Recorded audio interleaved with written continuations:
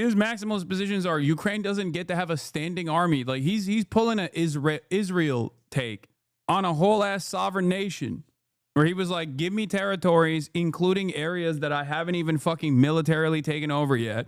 Ukraine doesn't get to have a standing military, basically. Not even like Western security cooperation. They're talking no security in Ukraine. Anyway, now let's get to Vladimir Putin. Steps in the push to end this war in Ukraine. The White House says President Trump again spoke with Russia's Vladimir Putin yesterday in what the Kremlin says was a 40-minute phone call. Now, that came after Ukraine's President Zelensky visited the White House yesterday along with key European allies. The group got the president to agree to security guarantees for Ukraine. Nancy Cordes is at the White House. Good morning, Nancy. We understand there is an effort now to have Putin and Zelensky meet face-to-face. Do you really think that's going to happen anytime soon? I think this is the greatest chance we've seen so far, Gail. Good morning. During that call with the Russian president, President Trump worked to arrange this meeting between Putin and Zelensky, which the German chancellor told reporters could happen within the next 2 weeks. This would be the first meeting between these two leaders since the war began 3.5 years ago. And a Russian spokesperson, though, would only say that high-level talks would take place and did not confirm that Putin himself would be involved. And I have a feeling you and President Putin are going to work something out. 5 hours of meetings between President Trump, Ukrainian President Volodymyr Zelensky, and European leaders yielded two key results. First, a promise from President Trump that the U.S. will help provide security guarantees designed to protect a post-war Ukraine from future invasions by Russia.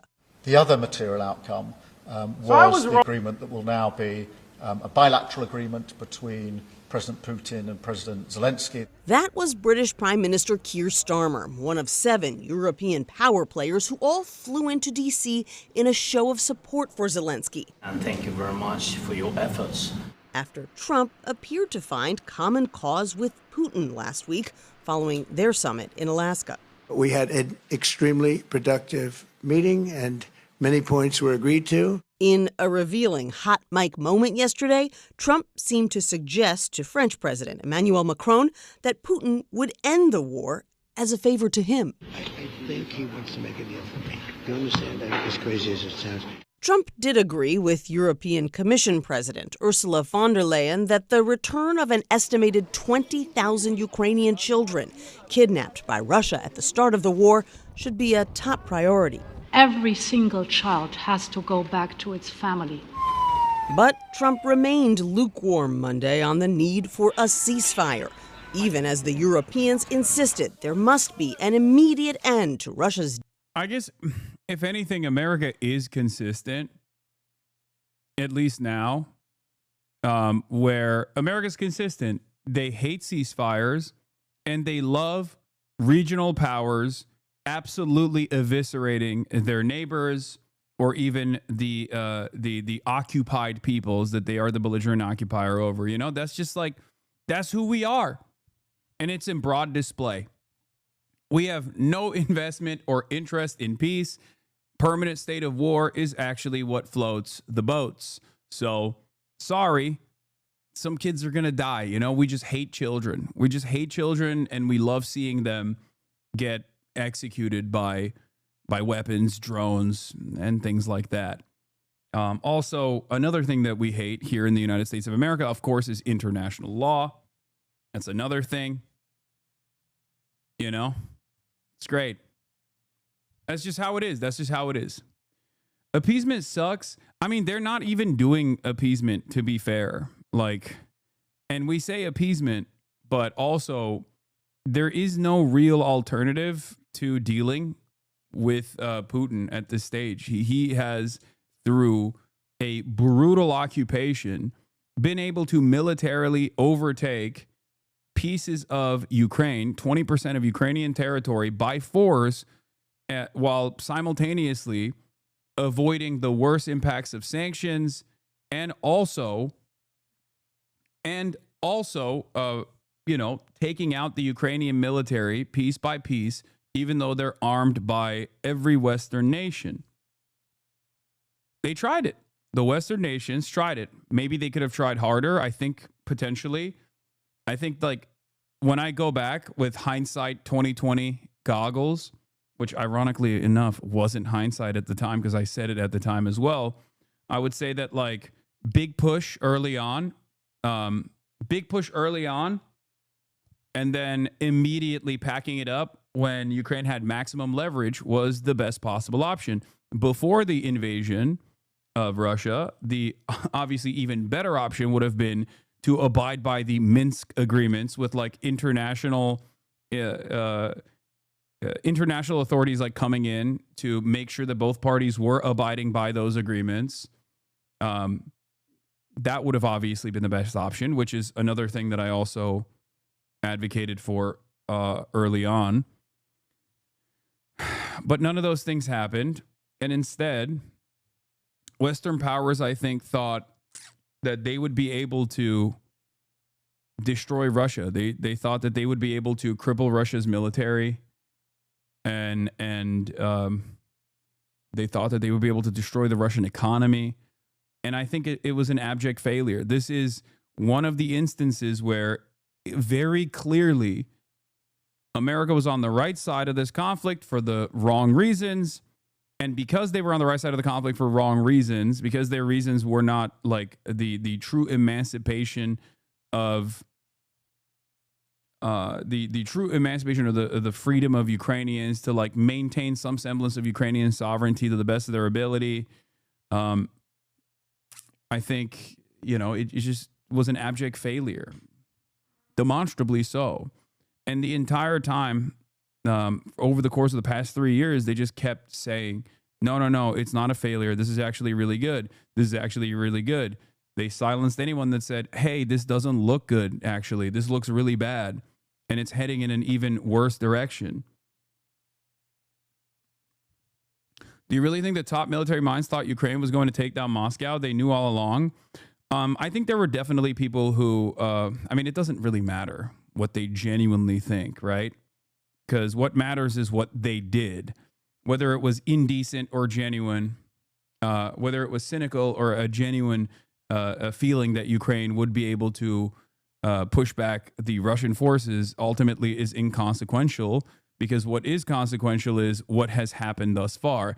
And what has happened thus far is Russia's been able to push in to Ukraine. Now, were there some military minds that thought that they would be able to overwhelm the Russian forces or atrophy the Russian forces? Certainly. I think there were definitely people that thought that, for sure. Were there some people who didn't give a shit and thought, even if the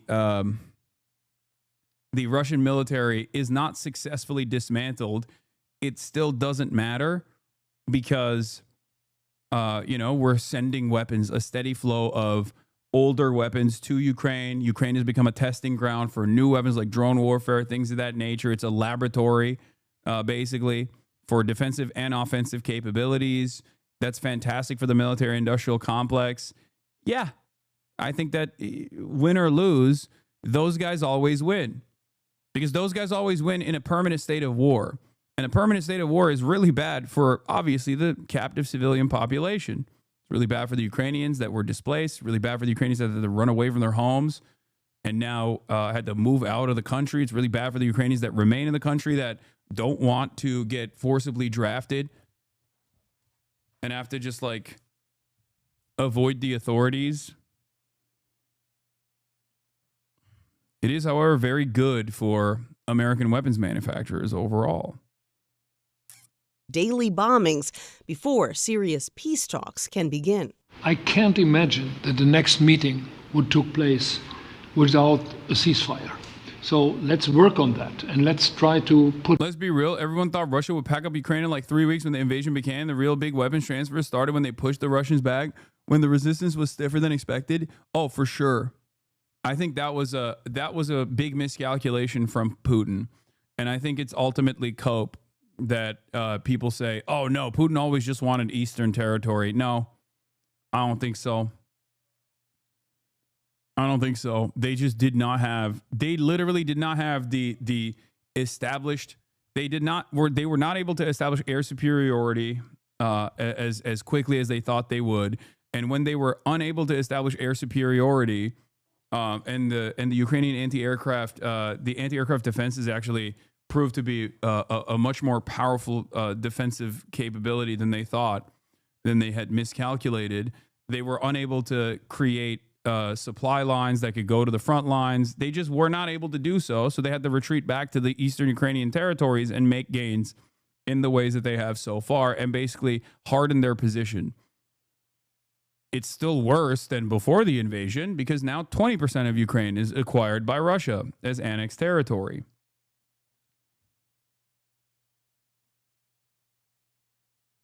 Russian gains are minimal. You overestimate Russian gains and underestimate the state of the Russian economy. I don't think Russian gains are minimal. They literally have a complete occupation of 20% of Ukraine. The defensive capabilities of Ukraine have diminished spectacularly because they don't have the manpower. That's crazy. They gained 1% since 2022. Chatter, there is no world in which an irredentist regional power overtaking 20% of a neighboring state whose entire national project has been independence from said irredentist power is a fucking marginal victory. What are you talking about? Yeah, he wanted all of it and he only got 20%. If that's what you're saying, fair is fair, but like that's still a major defeat for America and the Western forces in general. Most of the land was taken before the war in 2014. No, that's not true. The only one winning from this is China. I think China is winning from this, but China is probably still one of the more reasonable parties to involve in this process. But also the ones winning from this are American oil and gas industry giants that have been able to forcibly enter the European market by saying, like, you can't get all your energy from Russia anymore. You have to get it from us. And also the military industrial complex that's just like able to consistently expand their budgets year over year. Not only that, but now we have an even more indecent force than the Raytheons and the Lockheed Martins and the Northrop Grummons and the Boeings of the world. Now we have the Palantirs and the Andurils of the world, Silicon Valley tech CEOs that are also getting into this sector because they know this is the best possible way to make billions of fucking dollars with very little oversight. It's just unlimited free money. What is this? Occupation time lapse since 2022 to 2025 mapping? What is this?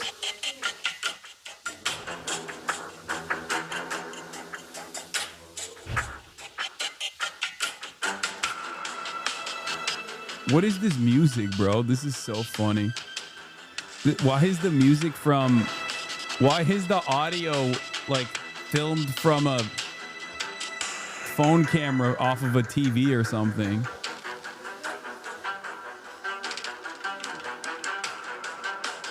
Here, I got something better. Okay. Here. Here, this is better.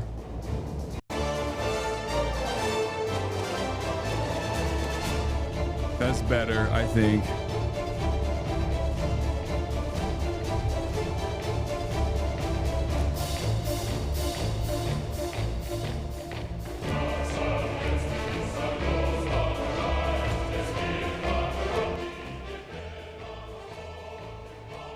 Yeah, Red Alert music is better.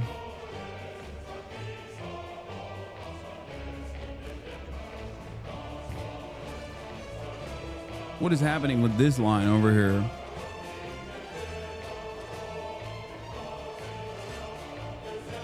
Not beating the pro-Russia allegations. I mean, this is... It's how you take it. Play Moscow by Genghis Khan.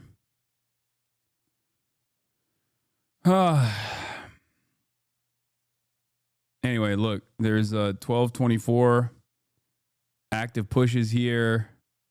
This is the worst possible video we could have ever seen. This is 1% since 2022 is based on Russians claiming they got most of Ukraine on a map with a massive operation in the first days of the war. They were not real gains. It was just Russian troops walking in and walking back once the PR was done.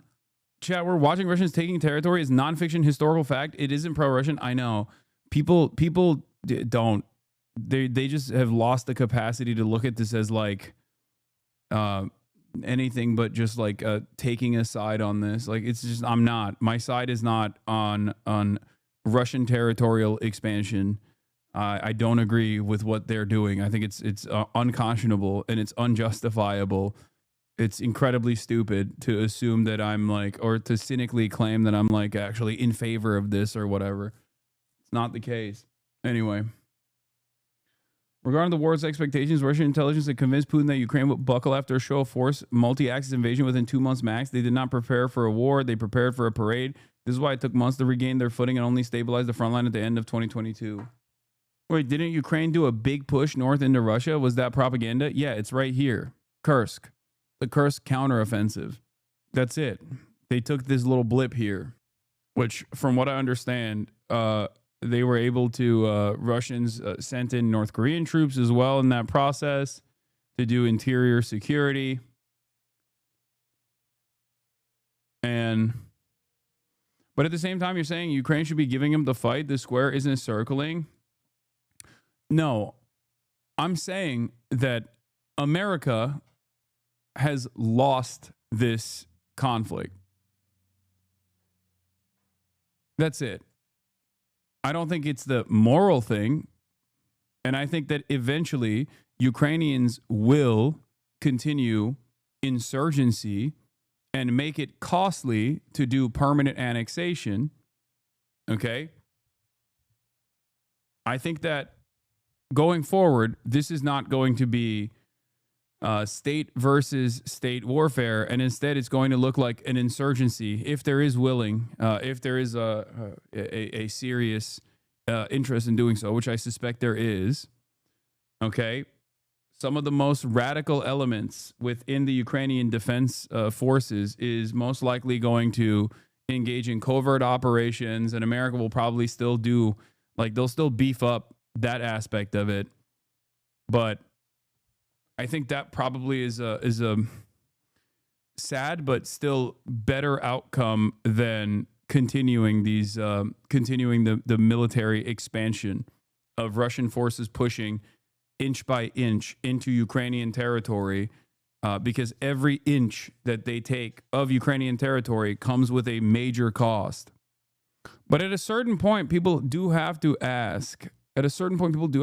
Like, why was I so misguided about my understanding of this situation? Why was I so misguided?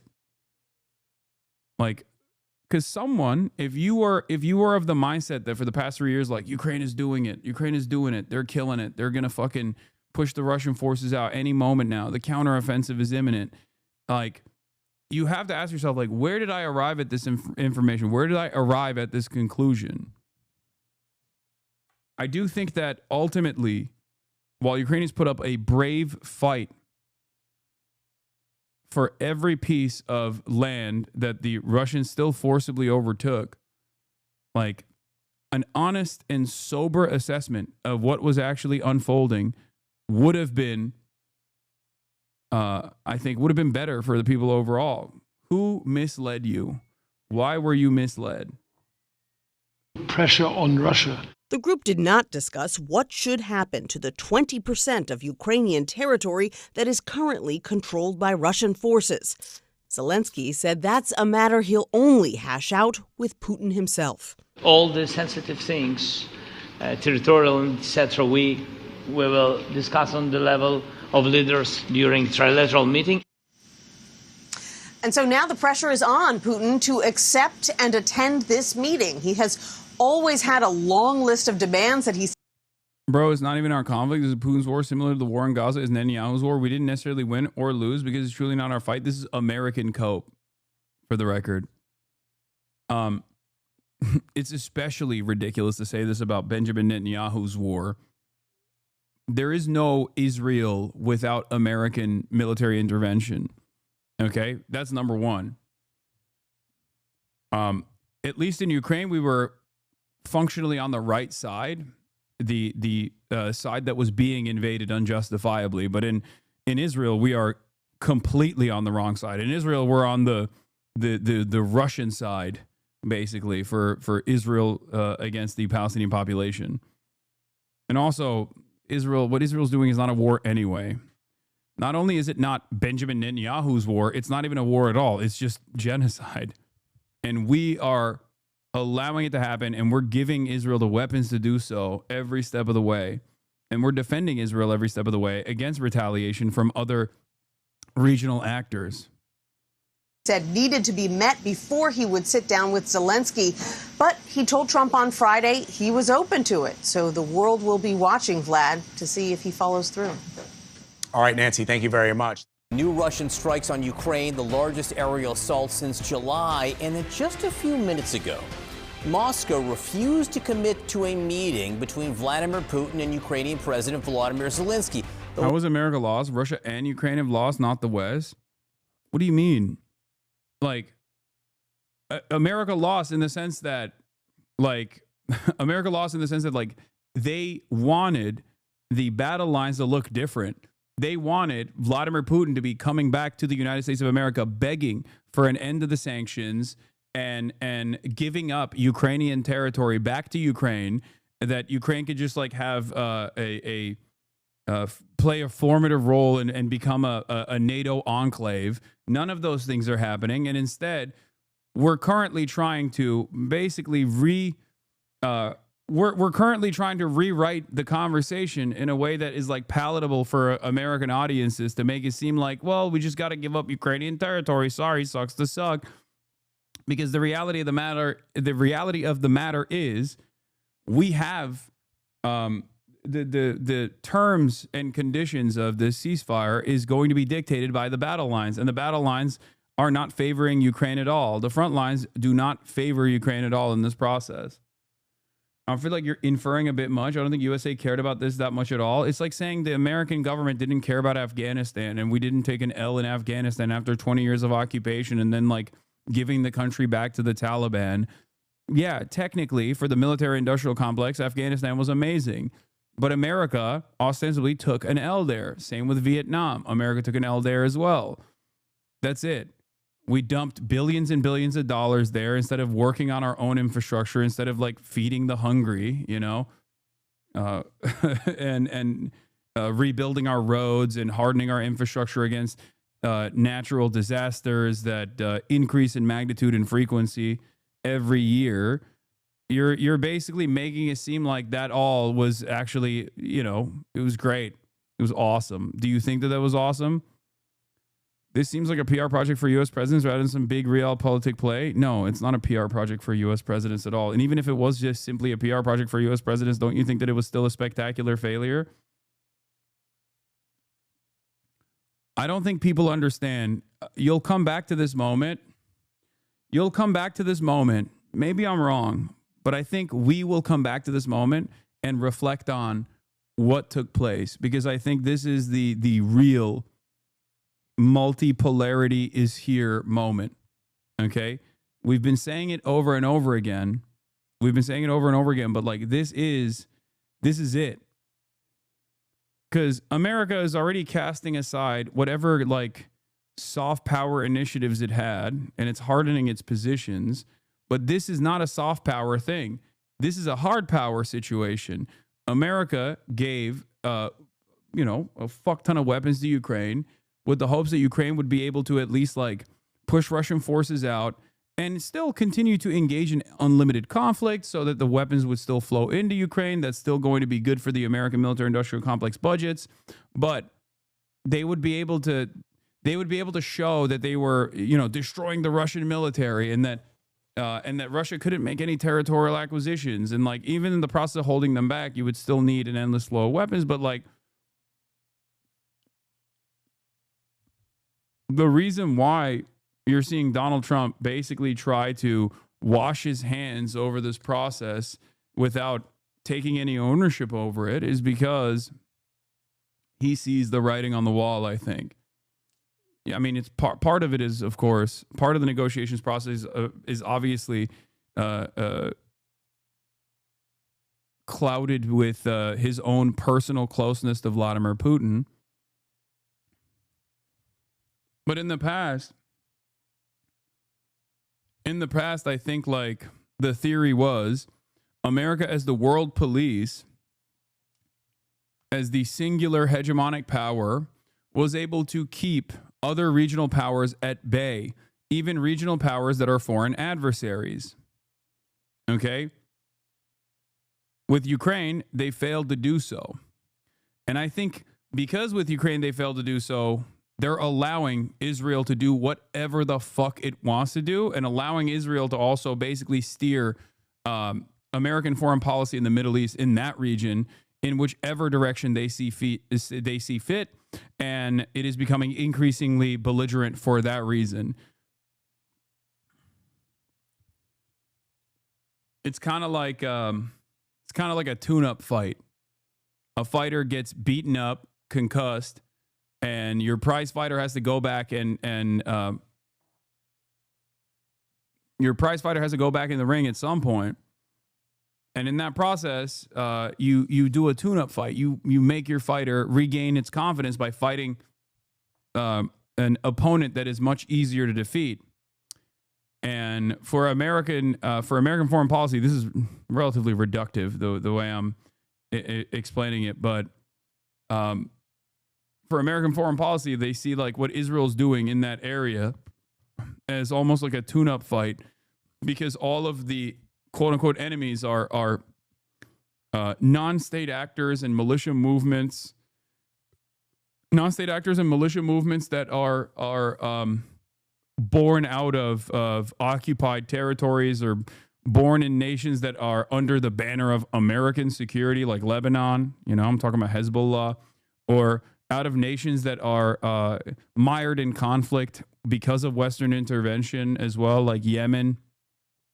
Very poor nations. So, of course, it looks very different.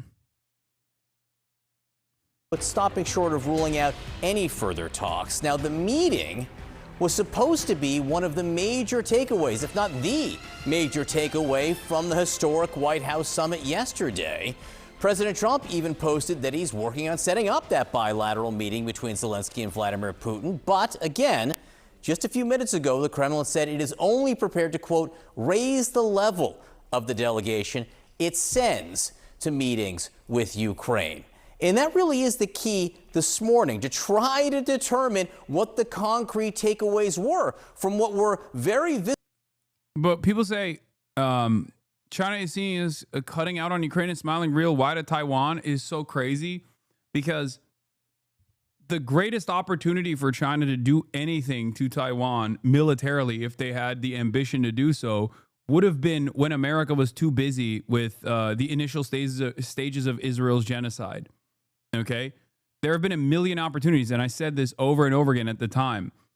No, for China, as far as like Taiwan unification goes, they just sit and wait. They don't have to do shit. Look at what America is doing. Look at what Trump is doing at the global stage. All they have to do is say, oh, we're brothers. What do you mean? You speak the same language I do. We come from the same culture. What do you want, these fucking Westoids to run your country maybe like 5 years later? And I think, yeah, the most ideal position for China is to just sit back and wait. They don't need to do shit. Donald Trump is over here talking about hitting Taiwan with tariffs. And you're like, oh no, China is really excited to militarily overtake Taiwan. They don't have to do shit. Donald Trump is the great nation builder for China.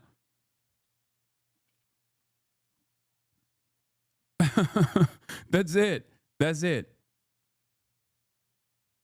Just sit it out and just constantly point to what America's doing and go, are you guys seeing this? That's all you need to do. That's all you need to do. It's kind of like with my haters too, when I just like let them fucking scream into the void over and over again. And I just like, kick back and I go, do you see how crazy these people are? And then they inevitably fucking in their hysteria, in their endless hysteria, they show their true ambitions. Trump is the great nation builder for China is one of the most important takes. Okay. Visibly good feelings at this White House summit yesterday between President Trump, President Zelensky, and all these key European leaders you're seeing on the screen right now. They left with good feelings. The question this morning now is, will they get good results? Let's go right to CNN's Elena Trine at the White House for the latest. The president continues to say he's setting up the meeting. The Russians continue to throw a little bit of cold water on that, Elena.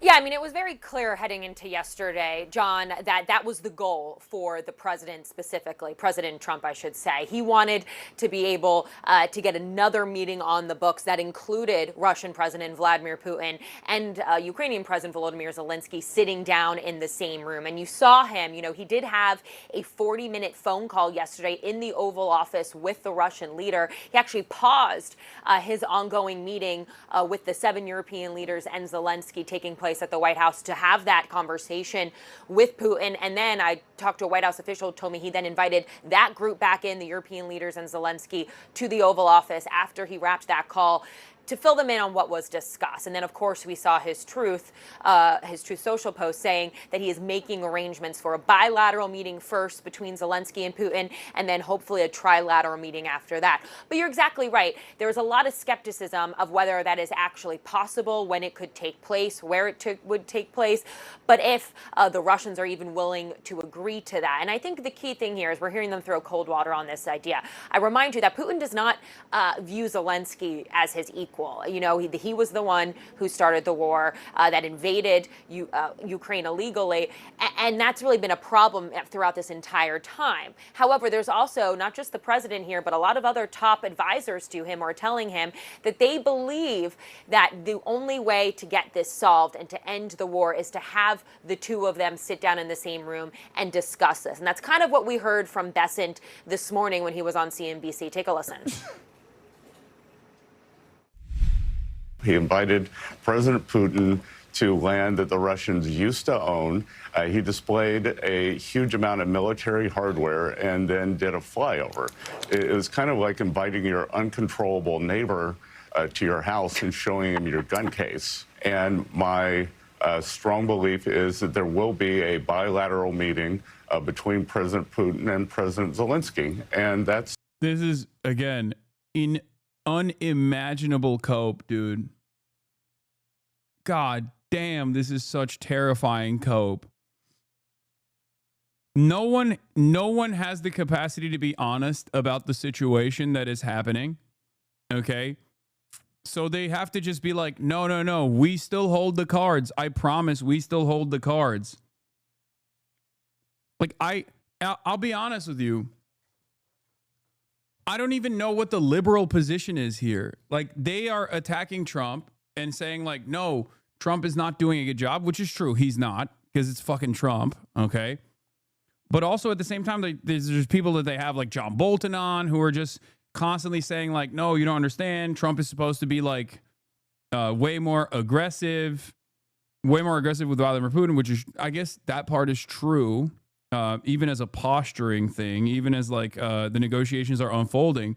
But like, if we don't have leverage, or if the leverage that we have in our hands at our disposal is like the nuclear option that will do more harm to us and might not actually work in the long run, then what is the alternative? Like, I don't understand, because like the positions are clear. If the problems that the Ukrainian defense are facing is a lack of manpower, then you need to make up for that with manpower. So what do? Either deport Ukrainian men that are of conscription age back to Ukraine to be forced into the front lines after training, with no guarantee that that will actually even succeed in pushing back the Russian forces anyway. It probably would help, but there's no maximum guarantee. There's no guarantee that it's going to work. Okay. You can't send in foreign troops. You can't send in foreign troops because foreign troops that are a part of NATO would then trigger Article 5, and it would be impossible to I think, domestically present that as the viable option. I don't even know if fucking Poland would be able to justify doing that, even if they were to say, all right, we're not going to trigger Article 5, and we're going to open ourselves up to Russian retaliation. And on the sanctions side, because Article 5 is also obviously, nukes. That's what it leads to. That's the reason why there hasn't been a no-fly zone that was like established over Ukraine, because that would require foreign air forces to shoot down Russian planes, which would mean a foreign nation's military that is either a nuclear armed nation or a foreign nation that's under the nuclear security arrangement like NATO is now going to war with Russia. So then all of a sudden it's like nukes are flying back and forth. So that's, again, a maximalist position that America was never entertaining at all. And on the sanctions side, you have options to punish the secondary markets that have been developed to allow Russian energy to enter Europe and allow Russian energy to make its way somehow to all these other countries. But if you were to try to sanction like India, then you're cooking your India-China plan, because India is supposed to be an incredibly important country for our goals of decoupling the rest of the regional partners over there from China, which, again, has not seen a lot of success anyway. So I just don't see any viable alternative here that doesn't take this conflict to its inevitable inevitable nuclear holocaust or a sanctions package that ends up hurting America more and destroys what remains of its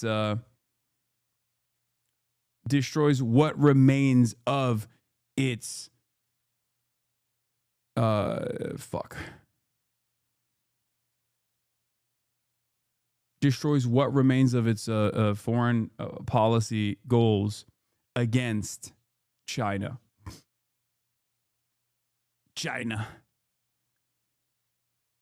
No, you dismiss Trump, bro, talking to Putin to give up Moscow. That's true. Trump and Putin are such great friends that he's actually going to tell Putin what's what, and then Vladipoo is going to fucking drop. Vladipoo's going to drop the Kremlin.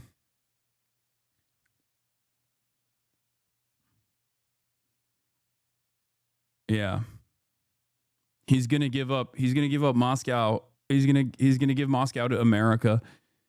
China's Foreign Minister Wang Yi in India for the first time in 3 years. Why this visit matters. As Wang emphasized, China and India should regard each other as partners and opportunities rather than rivals or threats. This shows the improved relationship. India reaffirmed its official commitment on one China principle, and Taiwan is part of China. This is very important. Border talks mechanism goes well. Direct flights will be resumed soon. Wang will then call on Prime Minister Narendra Modi at his residence today.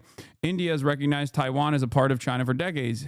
On December 1949, the Indian government officially recognized the government of the government of China, the People's Republic of China, as the sole and legitimate representative of China, so that America, for the record, and cut ties with their former government of the ROC, which lost the Chinese Civil War and fled to Taiwan Island.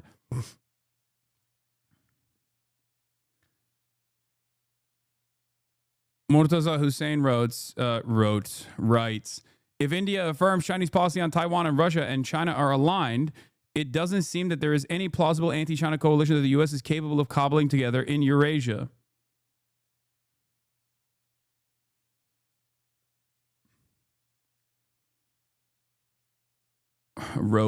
Roted. My brain is so busted. The only way to end this conflict is to get the two sides talking.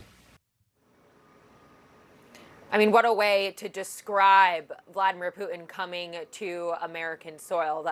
Hearing the Treasury Secretary say it's like inviting your uncontrollable neighbor to your house and showing them your gun case. So all to say, though, you could hear Bessent there adding that like, the reason why I say is fucking cope is because, like, you let Vladimir Putin, the leader of a foreign adversary, into U.S. territory. You rolled out the red carpet, and you said that you were really close to personal besties with him. And then you turned around and you said, well, we are.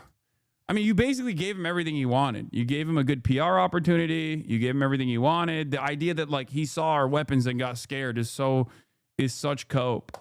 Believes this is the only way to get Putin and Zelensky in the same room and try to end the war by getting the two sides to talk. But one other thing, John, before we go, I just want to reiterate to you what we heard from a number of European leaders yesterday about being one of the most important things to come out of this summit. And that was having the United States and having President Donald Trump himself saying he wants to help when it comes to security guarantees for Ukraine. A lot of them, Starmer, Mark Rutte, the UK Prime Minister and the NATO Secretary General, all saying that was a breakthrough from Monday. Again, yeah, that one of the other concrete takeaway were the discussions about security talks. Again, we're waiting to see what develops. Oftentimes with meetings, they're not happening until they are. So we'll just have to wait and see. Elena Trine, thank you very much. Kate? It's a great point. And even as the Kremlin is refusing to commit right now to a meeting between Vladimir Putin and Zelensky, security guarantees, as John was just saying, are at the center of talks for top European leaders still today. The French president and the British prime minister are leading talks this morning for the 30 nations who are part of what they call and consider themselves the coalition of the willing. CNN's Claire Sebastian's in London. She's been tracking this one for us. And what are you learning about what's coming out of this now, another round of meetings today?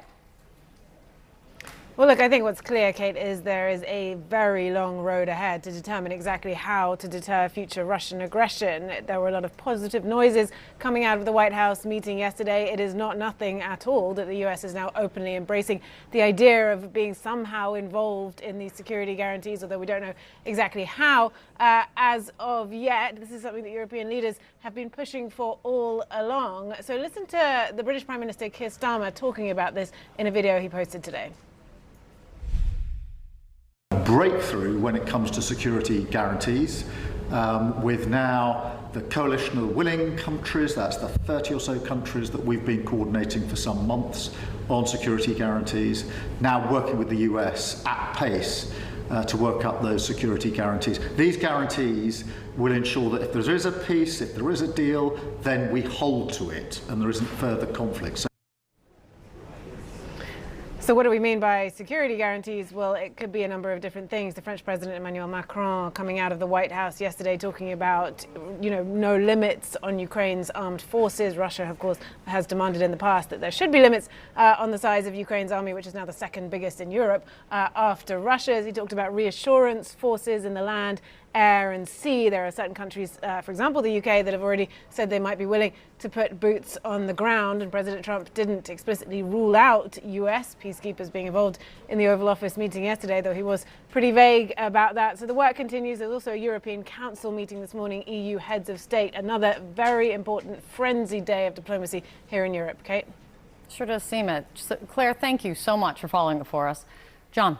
All right, with us now is Congressman Mike Quigley from Illinois, a Democrat and the co-chair of the Congressional Ukraine Caucus. Congressman, thank you so much for being with us. The news we heard just a few minutes ago, the Kremlin, Sergei Lavrov, really a senior Kremlin official, refusing to commit to the bilateral meeting between Vladimir Putin and President Zelensky. What is that refusal, at least as of now, what does that tell you?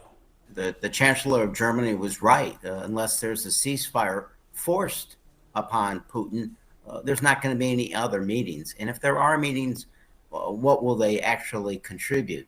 The fact of the matter is they're missing the point here. Putin understands strength, not talks, not repercussions put off concessions made before negotiations begin. We're honestly seeing the beginning of a new era. I guess you'd call it the Trump doctrine. The U.S. will be tough until it's not, and we will reward invaders of a sovereign democratic country with land and we won't hold that person responsible for the war crimes. He doesn't understand weakness. He understands strength, and we're not even using the assets we have toward that end. You did hear the British Prime Minister call it a breakthrough in terms of the discussions on security guarantees. Do you think security guarantees after some kind of a deal would provide Ukraine with some of the safety that they feel like they need? I guess I wouldn't blame Ukraine to never trust this unless it means NATO, right? They go back to Budapest. We're reminding ourselves that Putin has never kept a promise in East. Brother, I don't even understand what security guarantees Vladimir Putin would be on board with. I thought his positions were completely untenable and insane. His maximalist positions are Ukraine doesn't get to have a standing army. Like he's pulling an Israel take on a whole ass sovereign nation, where he was like, give me territories, including areas that I haven't even fucking militarily taken over yet.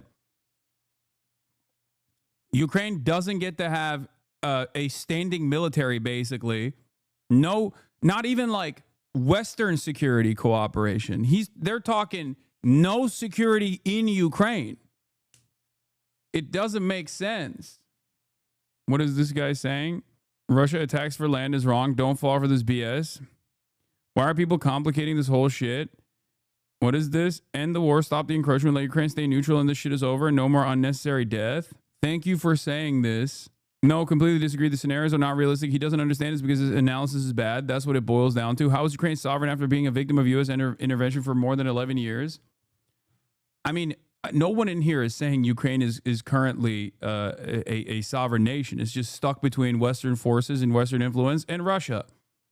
The difference, of course, is that Russia is doing Russia shit, and Russia's influence is militarily dominating and taking over swaths of land and killing people.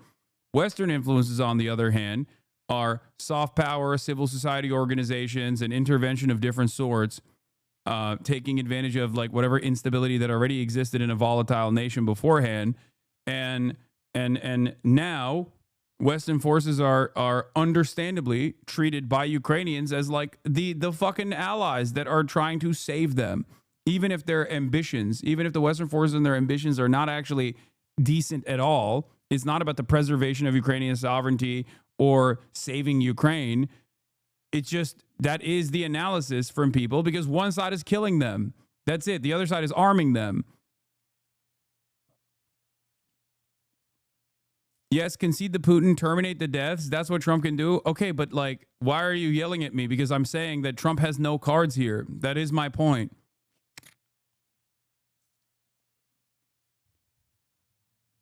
Like, that's what I've been saying. I'm saying Trump does not have a fucking another option here. And all of this back and forth is simply about not making America feel too bad about this process.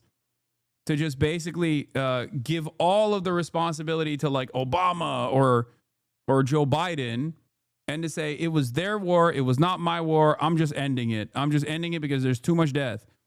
That's precisely what he's been communicating over and over and over again. That's what he's saying, because he wants to, he realizes that they don't have any additional options. Like, I mean, in the process, they'll still keep giving weapons to Ukraine. Make no mistake. Clearly, even in this back and forth deal that they're doing, $100 billion weapons deal is going to be signed in this process. $100 billion coming from European nations and whatnot to spend directly on American weapons that will go to Ukrainian hands. So clearly, you know, the weapons manufacturers are still doing great. I don't know what that means. I don't know how they are actually conceding to the fucking demands of Russia ultimately. So I don't even know what the liberals are saying here in their analysis. Eastern Europe, and he never will. To them, I guess I understand the Ukrainians to believe that here we are going to reward Putin for his land acquisitions, and we'll probably see Putin rebuild his army, rebuild his economy, wait another year or two, and then go and finish the job. If anything, Ukraine has earned the Like, if these guys are, if Ukraine is like, please ceasefire now, and Russia's the one that's saying no ceasefire, okay, we're just going to keep pushing. And liberals are like, wow, Donald Trump is going to do a ceasefire. It's really fucked up because this will only help Russia. It's like, what are you doing? What are you saying? Why don't you go fight then? Why don't you go and defend Ukraine? You know, well, what is this? What is this argument? Trump is not even saying he's going to do a ceasefire because Putin doesn't want one. So what are we talking about? Who is this for? I don't understand. I don't know. It just like doesn't make a lot of sense to me. the right to be in NATO. They have fought on the front lines of democracy. All the reasons we fought the Second World War and formed the United Nations, we're now saying, gee, I hope he shows up, and gee, maybe we can get these concessions, and maybe we can get guarantees. I was on your program at the start of the war. We were asked, what would constitute victory for Ukraine? It had to do with rebuilding Ukraine, getting their territory back, holding Putin accountable, and security guarantees, meaning NATO. Maybe we get one out of those four. No one can call that a victory. It's really appeasement. We want peace, and not the worst kind of appeasement. How much U.S. involvement would you support in some of these security guarantees? We have to use our assets. The first thing we have to do is seize the frozen Russian assets that are in Europe, 300 billion, 5 to 8 roughly in the United States, and use that to help Ukraine defend itself. And we have to put the sanctions in place, which, by the way... Okay. The same UN you ignoring the Israel shit. Oh, I haven't even gotten to the ultimate hypocrisy here, of course. Everything that they're talking about with Russia is just like a major role reversal with Israel because they fucking love Israel doing worse shit than even Russia. And Russia's doing plenty of horrifying shit to begin with. You know, Israel's doing a genocide. It's not even a fucking war. But when they talk about like the asset seizure, the frozen assets, $300 billion in frozen assets that belong to like Russian oligarchs and stuff like that, the Russian state. That's also another point of leverage that the American government has, that the Western governments have, as far as like trying to make Russia concede to their side. If they start using those if they start seizing the assets and then using it to arm Ukraine, then you're just dumping a bunch of weapons back. It's good for, again, Raytheon and all of those guys, but you're dumping a bunch of weapons to a military force that doesn't have the manpower to hold the weapons. They just don't have people. So how are you going to make up for the lack of manpower? Okay? And in the process, you're basically also giving up one point of leverage that you could have in terms of like being like, hey, if you fucking pull back from Ukraine, we'll give you $300 billion back, which a lot of liberals are going to get mad at anyway. And from what I understand, I thought European countries had already decided that they are using some of these Russian assets anyway that were frozen to purchase these weapons, and I suspect they will continue to do so. Republicans and Democrats solidly agree on. It's rare that we see that happen. If you want something like guarantees and you want a uniformity there, it has to come with strength. You know, here I am, the liberal Democrat from Chicago, but you know, the lessons from 19... So I remember yesterday when you said there wasn't anything the U.S. can do, but he just listed a bunch that we can. We just don't leverage them. Wait, what? No, he's saying that we can keep giving unlimited weapons and unlimited money to Ukraine, but he won't recognize the reason why the battle lines look the way that they do, which is a lack of manpower. What do you mean? Yes, we can keep giving Ukraine unlimited weapons. I agree. Let's keep doing it. What is that going to change in the next 5 years? Who's going to shoot the fucking guns? I said this already, and it's not even my assessment. Biden said this too on his way out. Okay. Brandon, Mr. Defender of Ukraine, he did NATO jack, Mr. AUKUS. What did Biden say? On his way out, he told Ukraine, you have to lower your age of conscription. You have to lower the age of the draft. You don't have enough manpower. So in order to do so, you need younger and younger people to go out and fight. That process is long. It's costly. You train these people, okay? You're basically destroying a potential future generation of Ukrainians with no immediate guarantee that this is going to actually change the trajectory of this stalemate. And it's not even a stalemate because like Russia's still pushing, you know? It doesn't make sense. Ukrainian army is like 1 million people. They have a lot of people already. Okay, then I guess every Ukrainian that is reported on some of the major issues that they're facing is just lying. When they say there's a lot of corruption, people literally pay not to go to the front lines. There's a lot of bribery. People are hiding in their homes as well to not get forcibly conscripted. The videos that we see of people just like getting brutally fucking put on a goddamn bus. All of that is a lie. Ukrainians that now 69% of Ukrainians that now want a ceasefire deal with Russia actually are faking it. They don't want that at all. That's also bullshit. Like it's not even, you can't even get away with saying like I'm doing pro-Russian propaganda anymore, because then you have to say New York Times is doing pro-Russian propaganda if you're just like doing an accurate reflection of the events. Like even the New York Times and Wall Street Journal are reporting on this stuff at this point. That's how bad that's how bad things have gotten. 39 are coming back. The voices of 39 are coming back, weak and strong. Chamberlain coming back saying, you know, some sort of land swap, some sort of appeasement gives us peace in our time. That's not what Hitler understood. It's not what Putin understands. I truly want peace. But if you go at it begging and pleading a brutal murderer, it's not going to work. Congressman Mike Quigley from Illinois, we appreciate your time this morning. Thank you very much. President Trump making major progress toward peace and high-stakes talks with Ukrainian President Zelensky and European leaders in the Oval Office yesterday. Look at that picture. President Trump also confirming a meeting between Russian President Putin and Zelensky is in the works before he hopefully meets them together. And joining us now on the phone with more details, the President of the United States, the 45th and 47th President Donald J. Trump. Mr. President, thanks so much for joining Fox and Friends this morning. I saw pieces of this convo and it was so ass. Oh my Lord. It is, I would say you're not ready for this. It's going to be worse than your expectations. Whatever you were expecting, this is going to look like, I promise you it's going to be worse. Good okay, morning. get ready. That's quite a crew. That's quite a crew. Well, Mr. President, the whole world was watching yesterday as you got leaders from the European Union, NATO, as well, from all over the world. How did you get them to Washington, to the Oval? Let me tell you how. Okay? Let me tell you why they came. Because last time Zelensky came by himself, it turned into a spectacular failure. Okay?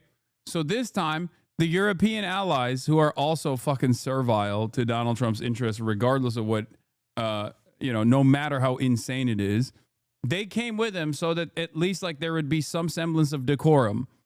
And they glazed them the entire time, hoping that the dude, the president of the United States, the quote unquote leader of the free world, doesn't turn around and say something insanely childish in the process. That's it. It's so funny. All of these like incredibly well-educated, supposedly brilliant minds have to literally sit around this perfect portrait of Europe's century of humiliation. EU leaders lined up like school children as Daddy Trump lectures them behind his desk. These guys all know Donald Trump is a fucking moron. Okay? They all know it. They all know Donald Trump is a moron. You think they don't know? Of course they know. And they just have to sit there and go, yes, Mr. President, you're so brilliant, Mr. President. Please tell us more about how Graydon Carter is a pussy and his Vanity Fair parties suck now. Please tell us more about how, mail-in ballots are actually creating fraudulent results, even though you yourself voted by mail. every fucking election cycle, Mr. President. We will sit in the cuck chair. What can we do? Nothing. They realized that Trump is a very simple guy. Vladimir Putin is nice to Trump and says, I respect you. And Trump believes it, and he will give him a favorable a deal. So they're like, oh, fuck, we got to do the same thing. We just got to brown nose him over and over again, in spite of the reality that, like, they all know he's a fucking moron. They have to sit there when he goes, everybody transgender, and they go, yes, oui, everybody is transgender. You are right, Mr. President. Office so fast. Well, I think really they have respect for our country again. A year ago, they wouldn't have. Yeah, Lowookism. Lowookism is cancerous, Mr. President. Oui. They wouldn't have even thought about it. Now, we've become the hottest country anywhere in the world. Everybody wants to be here. When I made the call, they came. And they said there's really never been anything like it. You know, you'd have one president or one prime minister, but there's never been, such a group. And these really represent the European nations. You know what this reminds me of? I don't know if you will get the analogy here, but I feel like I'm seeing something that a lot of people don't see here. It feels to me like when I watch like those hating women podcasts of like these alpha bros, when I see these guys like yelling at women and berating women professionally, I can see how unimaginably insecure they are. But clearly, their audiences don't see that. They look at these guys and they go, wow, these guys are so macho. They're so macho. You see the way that they put women in their place. That's how it feels like to me here, where Donald Trump is basically making it seem as though America still has motion around the globe, while simultaneously destroying what remains of America's soft power initiatives. And these kinds of like petty aesthetic, like, oh yeah, we came over and we visited the president personally. He uses that as an opportunity to say, see, I'm so hot right now. America is still so hot because I'm in charge. America wasn't so hot. They were abusing us.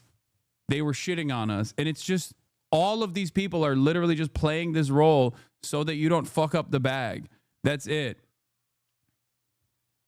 I see it, but I do feel like a lot of people can't see that reality. You know what I mean? I feel like people are just looking at this and actually believing what Donald Trump is saying, that like this is a show of force. No, man, this is a show of weakness. It's not a show of force at all. These are countries that have lost their dignity a long time ago, have lost their sovereignty a long time ago. Of course, they're going to come and listen when an American president demands it. It's just that you have no motion with the adversaries any longer. We had a good 30-year run, 40-year run at this point of dominating the planet, and that time is coming to a close, okay? These people, and they're very good people, and they want to end the war, that horrible war with Ukraine and Russia. It's a horrible war. It was such a sense of unity, and we all enjoyed watching it because America is on top, and it was on your turf, on your terms. I know yesterday you talked about arranging a meeting to take place in 2 weeks between Putin and Zelensky. Is there an update there?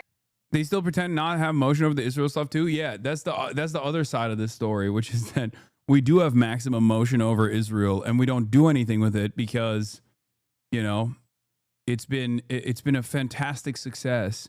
Israel's genocide is going on, and no one can stop it because we don't want it to stop. So great, awesome. And do you plan to Big attend? W for America and No, Israel I thought overall. I'd do first let them meet. They haven't been exactly best friends. They haven't gotten along very well. And I called President Putin yesterday, and I do have a good relationship, but it only matters if we get things done. Otherwise, I don't care about the relationship. I do have a good relationship with him, but I want to get things done. I've solved 7 wars. We ended 7 wars. I thought this would be one of the easier ones, and this has turned out to be the toughest one. India, Pakistan, these were big ones. And also, all big ones, and some going for 31, 32 years, one for 35 years. The Congo, think of that, the Congo and Rwanda for 35 years. I got that one done. I got them all done, but this one is the one that is the most difficult, and I thought it would be an easy one. So I hope President Putin is going to be good, and if he's not, it's going to be a rough situation. And I hope that Zelensky, President Zelensky, will do what he has to do. He has to show some flexibility also. The thing is a mess. This was started by Joe Biden. This was a war that should have never happened. Millions of people are dead. The country's blown to pieces, Ukraine, and it's a shame. You know, my wife Melania wrote that beautiful note to President Putin about children. The children are devastated. They're taken away from their homes. The whole thing. And this is a war that would have never, ever, ever happened if we had a real president. So, Mr. President, it's been barely a week since you announced that first meeting in Alaska, and it's just been days since that meeting, and then you had the meeting yesterday. In the course of having these negotiations, what has surprised you the most between Zelensky and Putin in terms of their strength or weakness of their position right now? Well, I think the fact that maybe they're getting along a little bit better than I thought. Otherwise, I wouldn't have set up the 2 meeting. I would have set up a 3, a trilat. But I think they're doing a little bit better. There's been tremendous bad blood. And again, this was all worked out by an administration that didn't have a clue. And if you remember, they said, well, if you made a minor incursion, that would be okay. That was the end. The whole thing when Biden made that statement. But minor incursion, what does that mean? So I think they're doing okay. I wouldn't say they are ever going to be best friends, but they're doing okay. And we're just going to see. So we're setting up a meeting. I sort of set it up with Putin and Zelensky. And, you know, they're the ones that have to call the shots. We're 7,000 miles away, in all fairness. You know, we've spent through the previous administration $350 billion.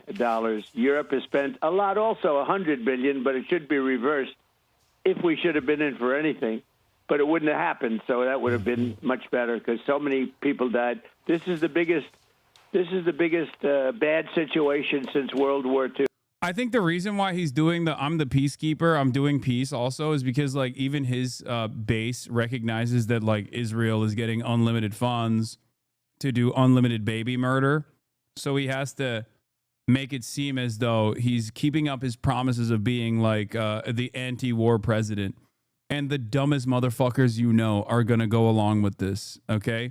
The dumbest people that you know that never left their hometowns, they get all their notes from Facebook, are going to go along with this and be like, what do you mean? Trump is literally doing 6 wars. He ended 6 wars, dude. He's about to end a 7th. Like, what are you, fucking stupid? Shut up. Yeah, the number of wars have gone up to 9. 9 wars now. 69 wars. I've ended 17 wars. I've ended so many wars. There's been nothing even close. So, Mr. President, I know you've been doing deals your entire life when it comes to real estate deals, but this was something a little different. The thing that is surprising a lot of people is when it comes to the security guarantees. I know President Putin said no NATO, and you said, you know what, we're just going to take that off the table. But you did get President Putin to agree to NATO-like protections. So tell us about that. What does that entail? Well, the war really started over NATO and Crimea. And they wanted Crimea back. That was given, not a shot fired by President Obama in perhaps the worst real estate deal I've ever seen. There's been a couple of them. I would say the Gaza Strip was a pretty bad one, too, given by Israel so they'd have peace. So they gave away a big percentage of their oceanfront property in order to have peace. How did that work out? Not so good. And Crimea is the apple of Ukraine. I mean, it's so beautiful. And Obama gave it away. Nobody ever mentions that. If I ever did that, the fake news would be writing about me day and night for years. He gave it away. He demanded that they let it go, and Russia came in and took it, just took it like from a candy from a baby. And it was really Obama's, not really, I mean, that was pure and simple, Obama's fault. What a terrible thing he did to that country. And so they lost their heart. They lost the heart and soul of the Ukraine 14 years ago, whatever it might be. And it was so unnecessary to do that. And that's when it really began, when Obama gave it away. And then you had a lot of other events, but you have, tremendous hostility. The people of Ukraine were mortified when that took place. That really began a lot of hatred when they gave it.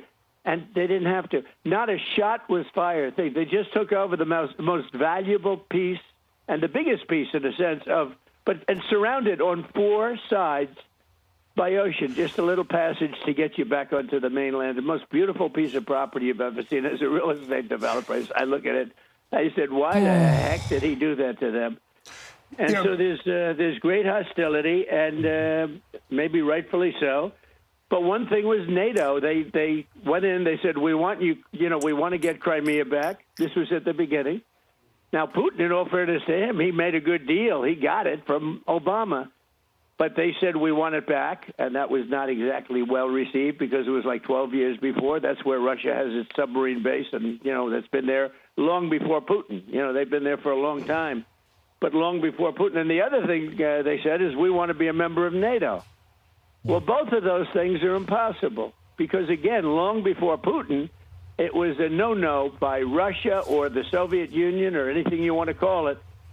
Sort of a similar thing as it gets larger, but very similar. But it was always a no-no. You could not. Russia said, we don't want the so-called opponent or the enemy, let's use that term, we don't want them on our border. And they were right. They were okay.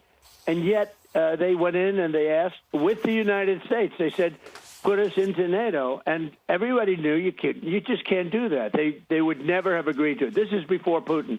This is long before Putin. It was just a no-no. It was something that was never going to happen. So they asked for it, and they shouldn't have asked for it because it was, very insulting thing. Now, they could have asked for many other things. But the other thing they wanted to do is getting Crimea back, and, that was given. They had built, they were expanding everything and spending a lot of money, all because Barack Hussein Obama gave it away in one of the dumbest real estate deals I've ever seen. But Mr. President, you got the Article 5 protections, though. So here's what's interesting about this. If Barack Hussein Obama did a really horrible real estate deal by giving Crimea to Ukraine, okay, then what kind of horrible real estate deal are you doing by giving Eastern Ukraine to also giving Crimea to Putin? Then aren't you doing the same thing? But even worse, I'm giving Eastern Ukraine to Putin. I'm going to outdo Barack Obama.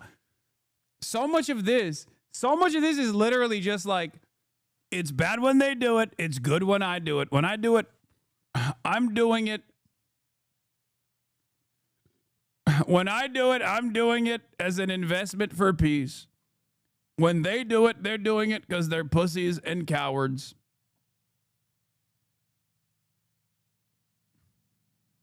Also, what does he think is going to happen in the aftermath of this? Like, there is going to be a legal recognition of Crimea as a part of Russian territory. That's what Trump is spelling out here. So he's basically signing it off. So I don't even understand what he means by this when he's like, Barack Obama gave Crimea a bad real estate deal, very bad, not good. Ukraine. So they're not going to be a part of NATO, but you still got them the same protection. So they're not going to be a part of NATO, but we've got the European. It just reminds me of like when Donald Trump was being prosecuted for withholding like classified intelligence and refusing to cooperate with the authorities. And then there was a subsequent independent investigation that took place with Mike Pence and Joe Biden, who had also taken some documents, right? But they did cooperate with the authorities immediately. And he turned around and was like, Joe Biden should go to prison. He took away documents. He should go to prison. Me? I'm being persecuted. I should never be in prison. You should be in prison for saying I should go to prison. Like, so much of Republican politics at this stage has basically gotten to, it's good when I do it, it's bad when they do it, and they should be punished for doing the same thing that I'm doing, if not the worse version of the same thing that I'm doing. I'm doing a much worse version of it, but they should be punished, and I'm actually good. I'm actually good for doing it. You should like that I'm doing it. That's it. Whether it be with Russia, whether it be with Israel, just everything. That's all it is. You do the same. Please point to what I do that is the same. Please. First of all, I am not the president. I am not the leader of the Democratic Party nor the Republican one. So I don't even know what you could possibly mean here. You do the same, lol. What? Yeah, did I take 20% of Ukraine? Did I do that? Am I Vladimir Putin? Am I doing it? You lead the Dems, dude. Stop pretending. Yeah. Huh, I wish. No, you're not Putler. Good for me, not for you. You still have not actually mentioned anything. You have not mentioned a version. You have not given me an example of what you mean by this. You gave away Crimea, the apple of Ukraine's eye. Nations, and they'll front load it, and they'll have some of them, France and Germany, a couple of them, UK. They want to have boots on the ground. Not in. I don't think it's going to be a problem, to be honest with you. I think Putin is tired of it. I think they're all tired of it. But you never know. We're going to find out about President Putin in the next couple of weeks. That I can tell you, and we're going to see where it all goes. It's possible that he doesn't want to make a deal. I always said, you interviewed me, Lawrence, and I think Charlie also. Lawrence, I hate to tell you, Charlie was about the first. What is this? Why is everyone so upset that he gives all this historical context? He's doing the same thing that Hasan does, just to a larger audience. You kind of do the same about how every time there's a global event, you explain all this historical context just like Trump does. You think Trump is explaining historical context? You think Trump knows the historical context of anything? Also, Trump is not a political commentator. He is the president.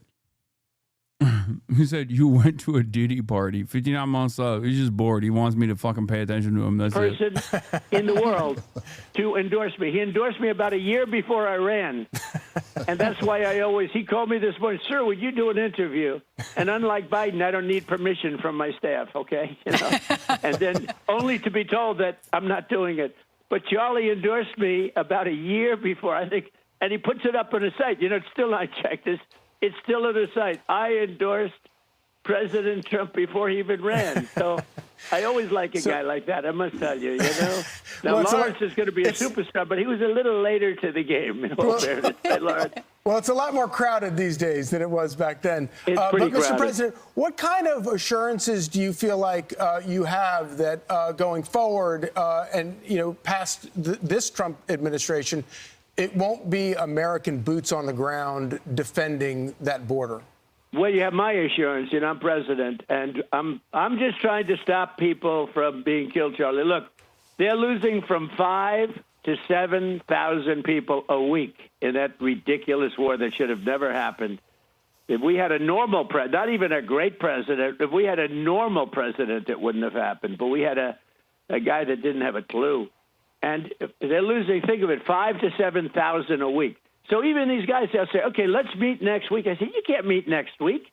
Next week, you're going to have 7,000 more dead people. You can't do that. You got to get this thing done. One of the things at the table was one of the gentlemen, who's a great guy, but he said, I hope I didn't insult him. He said, well, let's meet in another month or two, and let's see if we can start, making some. I said, a month or two? You're going to have another 40,000 people dead in a month or two. You have to do it tonight. And I did, actually. I called President Putin, and we're trying to work out a meeting with President Zelensky. We'll see what happens there. And then if it works out, then I'll go to the trilat and close it up. Oh, that'd be good. Mr. President, did y'all discuss any land swaps yesterday? Because we've talked a lot about the Donbass region. And what was the feeling in the room? What did the other leaders say about this? Well, they understand. Look, everybody can play cute and this and that, but, Ukraine's going to get their life back. They're going to stop having people killed all over the place, and they're going to get a lot of land. But this was a war And Russia is a powerful military nation, you know, whether people like it or not. It's a powerful nation. It's a much bigger nation. It's not a war that should have been started. You don't do that. You don't take on a nation that's 10 times your size. And, you know, military experts look, if it wasn't for the greatest military equipment, we make the greatest military equipment in the world, and we gave them, you know, whatever. They took probably a lot of money too.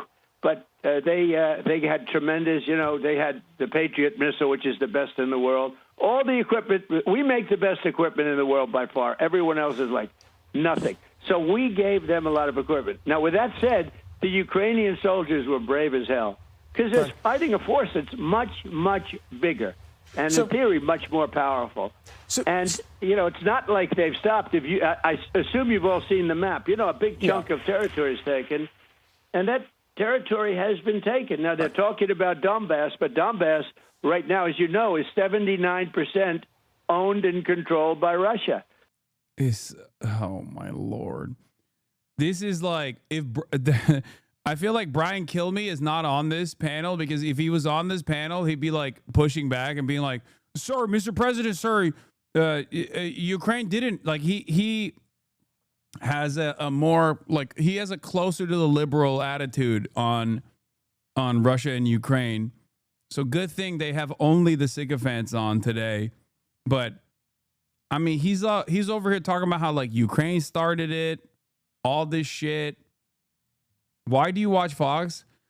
Oh my God. Every day someone asks this question. One, because you have to learn what your enemies are saying. That's number one. Number two, they are interviewing the American president currently.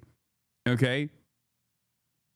Especially at a time when, like, unfortunately, the American president seemingly makes unilateral decisions.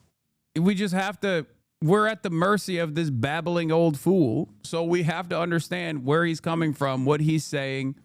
And also, last but not least, it is somewhat entertaining at times. Not right now, but so the trilat, more like unilat.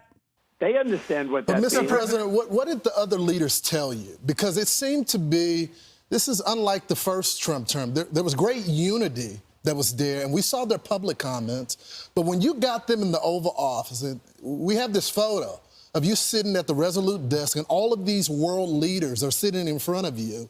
What did they say to you privately? Because it looks like they're on the same page as you, sir. Yeah, they are. They're very good people. They're very good leaders of their countries. And they want to get back to leading their country. You know, they're consumed far more with this than we are, because they're right there. You know, we have an ocean that's separating us, right? Thing called an ocean, a big, beautiful ocean. And they don't. You know, they're right there. So they have to, you know, that's a different kind of a thing for them. When it comes to security, they're willing to put people on the ground. We're willing to help them with things, especially probably if you could talk about by air, because nobody has the kind of stuff we have. Really, they don't have. But I don't think it's going to be a problem. I think if a deal is made, you know, famous last words, right? But I think if a deal is made, I think Russia's had it. They've all had it. And for a very extended period of time, I don't think there'll be a problem. But there'll be some form of security. It can't be NATO, because that was that's just not something that would ever happen. They couldn't do that. So who would want that? I mean, if you were Russia, who would want to have your enemy, your opponent, sitting on your line? You don't do that. So it was always thought that Ukraine was sort of a buffer between Russia and the rest of Europe. And it was a big, wide buffer. Everything worked out well until Biden got involved. You know, when Biden gave them $100 billion right up front, I don't give them anything. You know, I don't know if you know it, but since I've been there, we don't pay. First of all, I made a deal to take rare earth. That's the equivalent of much more than the $350 billion that Biden got away, because I felt so foolish. It was so stupid what he did. And I was able to make a deal with Ukraine, and they were very nice. They have great rare. I do think it's fucking annoying that, you know, just like with Biden, the leader of the nation is supposed to be a decent communicator. And Biden failed on that because he was too old. And Trump is failing on that because he's also too old and insane.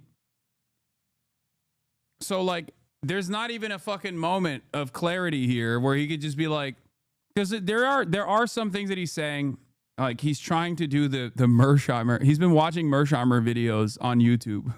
He's like, hey, Ukraine is supposed to be a buffer zone between Russia and NATO. It's unique to hear that perspective from an American president because NATO is your thing. Okay. But like he can't even get a salient point across because he's too fucking insane and too narcissistic to present anything. Earth, among the best in the world, and we took much more than the $350 billion, and they were great about it. So we got that handled. But now we don't pay any money to Ukraine. They buy through NATO because I got NATO to go from 2% to 5%. 2% when they didn't pay, 2% of GDP, 2% when they didn't pay, and 5% now they do pay. So it's trillions of dollars. So what we do is we make the equipment, the military equipment, and sell it at a full price. We sell it to the NATO. We sell it to NATO, and NATO pays us immediately. And that's the way it's working. And then NATO takes it and does what they want with it, because they really have the right to do what they want with it. But for the most part, they give it to Ukraine. So President Trump, so we're not losing. We're not like we were with Biden, where we're paying hundreds of billions of dollars out. We're paying nothing. President Trump, during the meeting yesterday, when you decided to call Vladimir Putin, what was the reaction among the other people in the room, and what was President Putin's reaction to being brought into a phone call in the middle of your meeting? Well, I think they expected it. I didn't do it in front of them. I thought that would be disrespectful to President Putin. I wouldn't do that because they have not had the warmest relations. And actually, President Putin wouldn't talk to the people from Europe. I mean, that was part of the problem. They had no communication. They had no communication with the White House for years as people died, years with Biden and his people. No communication. Putin told me years. It was years that he didn't speak to anybody from the White House, and it was a long time that he didn't speak to anybody from Europe. No, it's a fractured relationship. And when I came in, I always had, despite the Russia hoax, which truly was a very dangerous thing for our country, but despite that, I maintained a very good relationship. I mean, you saw that when he got off his plane, I got off my plane. There's a warm. I think one of the craziest aspects of like all of these guys behaving in the servile way is that they also normalize what Trump is saying. They prove what Trump is saying is correct in the eyes of the broader public. Because all of these other European leaders that have routinely criticized Donald Trump, all of these European leaders that spent the last 3 years being like, Russia is a madman, Putin is a madman, we have to militarily defeat Russia, now have to turn around and be like, Mr. President, it was so amazing that you were actually the only person who could bring Vladimir Putin to the table. You were the only president who could do that. They said that yesterday. Okay? They said that yesterday. Now, we understand why they're doing that. They're doing that so that, the bag doesn't get fucked up. They know that this is the only language Trump listens to, responds to. You have to glaze them. It is what it is. But what's crazy about it is that ultimately makes them look fraudulent. And ironically enough, Biden had that same capability as well. Biden could have just as easily been like, we have to talk to Russia directly, instead of just casting that aside and having all the European leaders also take that position over and over again for 3 years. And then you cede ground to Donald Trump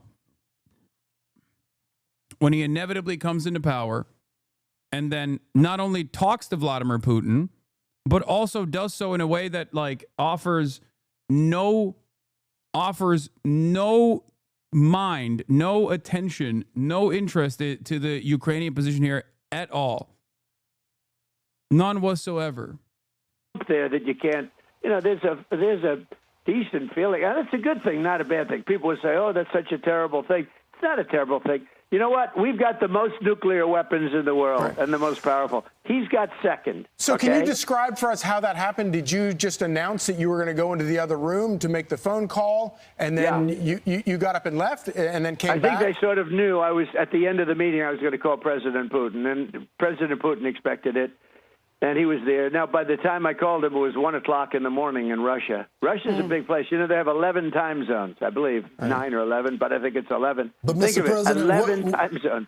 That's a lot of time zones. So it was late. It was like 1 o'clock in the morning, but he picked it up very happily. Sure, he works very hard, like we all do. And we had a very good call. And I told him that we're going to set up a meeting with President Zelensky, and you and he will meet. And then after that meeting, if everything works out, okay, I'll meet and we'll wrap it up. But, you know, it takes, in this case, 2 to tango. They have to have somewhat of a relationship. Otherwise, we're just wasting a lot of time. I don't want to be doing that I just want to end it. I want to end it. You know, we're not losing American lives. We're not losing American soldiers. We're losing Russian and Ukrainian, mostly soldiers, some people as missiles hit wrong spots or get lobbed into cities like Kiev and towns. But, you know, if I can save 7,000 people a week from being killed, I think that's I want to try and get to heaven if possible. I'm hearing I'm not doing well. I hear I'm really at the bottom of the totem pole. But if I can get to heaven. It is wild how much he glazes Putin. Like, it's truly. It makes, it shocks me. I'll be honest. Like, he does not have this level of respect for anybody, dude. It is crazy. It's not necessarily a bad thing to show respect to a foreign adversary, especially if you're pursuing the path of peace. But if you're a guy like Donald Trump and you're constantly undermining, bullying every single person around you, all of our foreign allies, and then you only have this kind of fucking glaze for foreign adversaries, it is interesting. It also doesn't make sense because, like, it's not like he's changing. Like, he glazes Xi as well all the time, and that's great. But it's not like it reflects in the policy-making side. He will glaze Xi while simultaneously actively doing everything he can to try to fight China's influence around the globe and fail to actually achieve that objective anyway. And I don't even know if there is any capacity to undermine Chinese influence around the world at this stage. So if you're going to be so nice and if you're going to glaze them, then why not cooperate, you know? Evan, this will be one of the reasons. Well, I think I saved a lot of lives with India, Pakistan. They were going at it. The planes were being shot down. That was going to be maybe a nuclear war if I let that go. And I did that through trade. I was negotiating with both of them. I said, I'm not going to make a trade deal with you guys. You're fighting until you get peace. And I got them on the phone. I made a peace deal. And many deals, 6, actually 7. And then we took out the nuclear capability from Iran. That was a big one in those pilots and those planes. When people saw, we had the B-2 fly right over President Putin as he left his plane. He looked up, he said, what the hell is that? That's a hell of a noise. We didn't make it environmentally friendly, okay, if that's with you guys. Did the First Lady let you read the letter that Mrs. Zelensky wrote to her? I purposely didn't. I did not do it purposely. It was given to me sealed, and I'm sure it would have been fine, but she gave a letter to Melania, and Melania told me it was absolutely a beautiful letter. So. Yo, you think he's getting cucked? Putin, he's so handsome. He sent, isn't it beautiful? He sent a photo of himself shirtless riding a horse. I loved it. And she loved it too. We love it together. I sit in the chair. I watch. It's great. This whole time I thought Melania was the one getting cucked. It turns out maybe Trump is getting cucked. So I'm going to see it. They're sending me a copy, but I gave it to her yesterday, sealed. It's nice when you give something sealed. I don't like when things are open. I don't like it. So anyway, Mr. but President? it was a beautiful letter, I'm sure. Mr. President, there was a lot of talk yesterday when we were watching this about what happens after your presidency. How can we ensure that this conflict, that Putin doesn't inch in closer or more into the Ukraine territory? Is there anything that we can do? Can our congressmen and women pass any laws that would involve Article 5? How would that be handled? All you can do is make sure you get a good president, not one of these wackos like in California that runs the worst state anybody's seen, or that guy in Illinois who his family threw him out of the business because he was no good. Now he's running Illinois and he wants to run for president. He's got zero chance. Maybe Newsom has a little bit of a chance. I don't know, but it's hard to believe because his record's bad. But all you can do is hope you don't get that as president. We have a great bench, as you know that. We have great talent. And J.D. and Marco and Scott Besson's been great, and Howard. They're all, I mean, we have such superstars. Remember this, take a look at the border. The border was a disaster. Millions of people were pouring through, open border. Within 2 months, it was perfect. And within now, every week, every month, they say zero people are coming in illegally.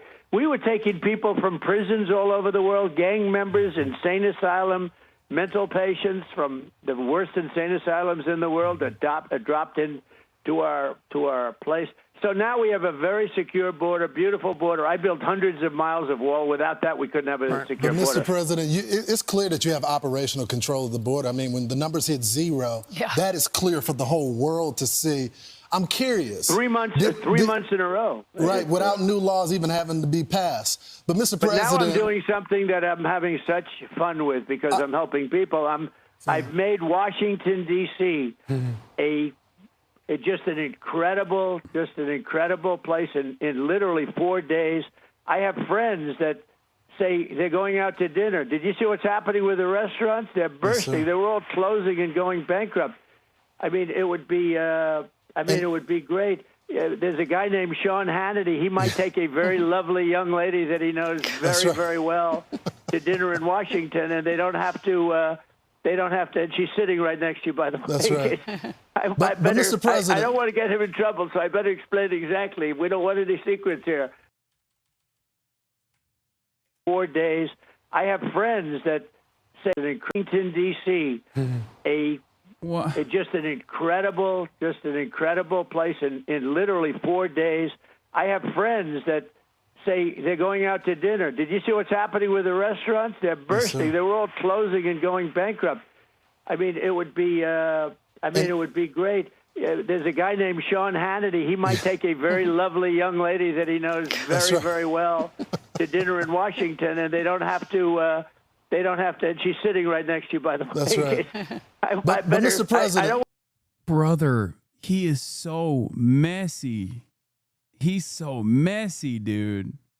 He's so fucking messy. I want to get him in trouble, so I better explain exactly. We don't want any secrets here. But that's the greatest relationship. I hope I'm not breaking any news. This could be the biggest.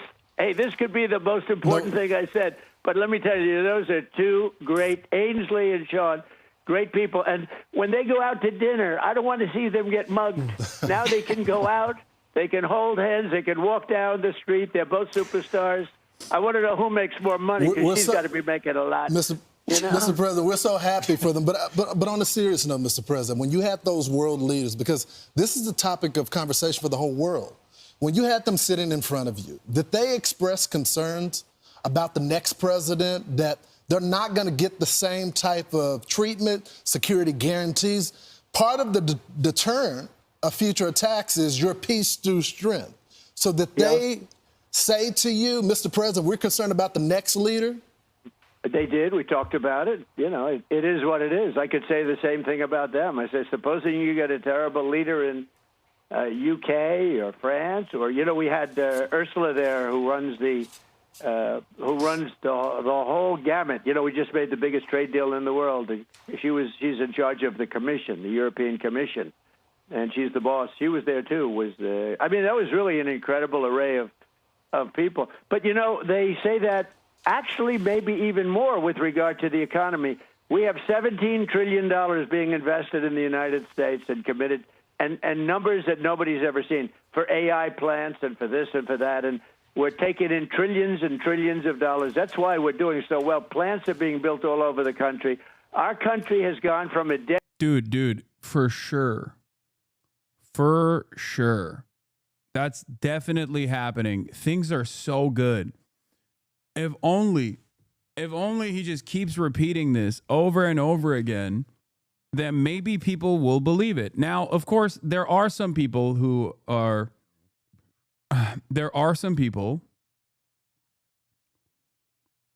do believe it. Those people are insane. It's a cult. But I think this will consistently diminish the number of people in Trump's base, like the Trump loyalists. It's virtually impossible for them. It's virtually impossible for them to not recognize. Drop that Addy, bro. What? Listening to Trump is one thing, but if your wallet is hurting, you're going to feel that, okay? And as long as Trump keeps saying, "Oh, it's so good, it's so good. So many incredible opportunities for Americans to work like good paying manufacturing jobs." If it doesn't happen, and people are eventually going to go, "All right, dude, you fucking lied to me." And every day, there is always going to be another person that decides for one reason or another that this shit is not working for them. country 1 year ago with a You cannot, just like the Brandon administration tried, you can't just like wish cast away the impact of inflation or the impact of not having viable, well-paying job opportunities. You can't do that. This country in the world. And every one of those people said it yesterday. They said in 6 months, you made this the hottest country in the world that we are. We have $17 trillion coming in. And they said, well, what happens if you're no longer president and somebody comes in and cancels the tariffs that we've invested hundreds of billions of dollars on building these plants, and now you have some anti-business person come in? I said, well, life is full of nasty little surprises, but I don't think it's going to happen. We have a great bench, and the bench is really talented. You see a lot of the people, and I think you're going to get great people in government. Well, President Trump, we want to thank you so much for joining us this morning. We know that you have lots of other wars around the world that you need to end, and that's more important than anything. So we appreciate you joining us this morning. No, thank you very much, Mr. President. Thank you so much. Thank you.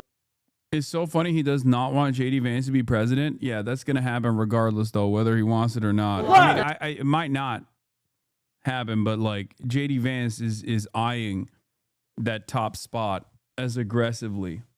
Your thumbnail looks like you got Trump on the phone. I do. I've been talking to him directly. He's been communicating with me in my dreams. It was a day of consequence, a day of achievement, and yet also a day which left a sense of great uncertainty ahead. After Putin in Alaska, came Zelensky to Washington, but not alone this time. So here he is, 6 months after that Oval Office meltdown. He's back at the White House for a truly unprecedented gathering. The American president, the great disruptor, was on this day the great convener. Ready, pop. Never before have the leaders of key European nations all been here in the White House at the same point and at such short notice. They weren't in the room in Alaska. They needed to dominate it this time, to influence what happens next. It's a great honor to have you here. Due to the tariffs, imported manufacturing parts are going to be a lot cheaper. Could it now be that Trump tries to use those rare earths to secure supply for manufacturing in America for a much lower price? Wait, what? You think Ukraine is going to make up for the refinement and procurement process of rare earth minerals that is a damn near monopoly in the hands of China? Like, do you understand how the fucking... what the runway on something like that looks like? First of all, due to tariffs, imported manufacturing parts are going to be a lot cheaper is wrong. That's just objectively, it's the opposite.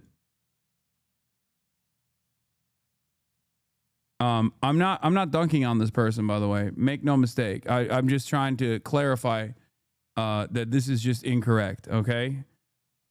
Don't assume that I'm like shitting on this person and or pile on this person at all. I think this is just like someone who is a little bit confused. But tariffs are an entry tax. So things that American middlemen are importing into the country, the price of that goes up like automatically. They have the capacity to, I guess, eat some of those costs and lower their profit margins. Okay. That's part of the reason why you haven't seen like gigantic you haven't seen like enormous inflation so far. But then also on top of that, you're talking about like a massive amount of runway to build, develop refinement and procurement strategies in Ukraine that still would not be a part of the domestic economy and the domestic manufacturing part anyway. So it doesn't really do anything for American interests.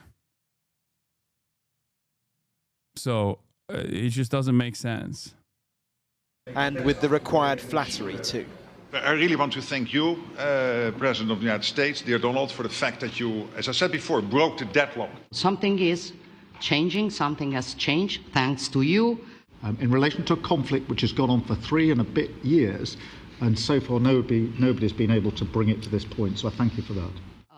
The leaders were here for 5 hours, public moments and private talks, all after Zelensky's return to the Oval Office. Thank you very much for being here. Thank you so much, Mr. President. If I can, first of all, thank you for invitation and thank you very much for your efforts, personal efforts to stop killings and stop this war. Thank you. This time, the tone, the vibe and the result were a world away from that day in February. Your country is in big trouble. Can I Wait a answer? minute. No. You've done a lot of talking. Your country is in big trouble. I know. And this time, a suit too for Zelensky. He's learned that style here is as important as the substance. And on that substance, a key commitment from Trump, the outline of one at least, on American security for Ukraine. There'll be a lot of help. When it comes to security, there's going to be a lot of help. It's going to be good.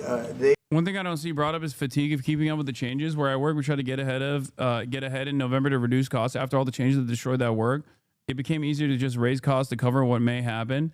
We are first line of defense because they're there. They're Europe. But we're going to help them out also. We'll be involved. Trump was not willing to say that in February. We do not know any of the detail or how Putin would react.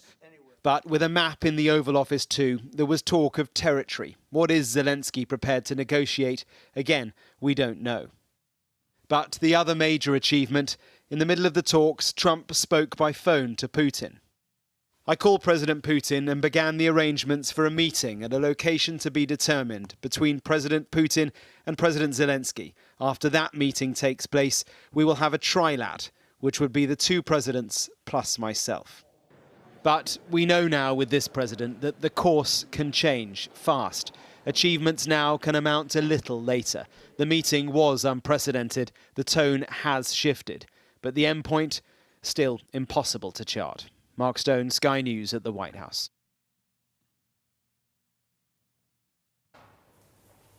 Oh, this guy's back.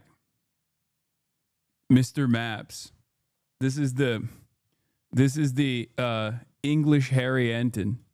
So why have these Holy Toledo! The war in Ukraine is waging, and the battle lines are drawn. It's not good.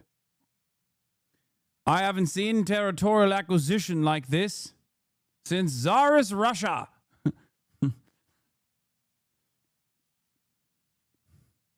security guarantees suddenly leapt up the agenda for the international leaders.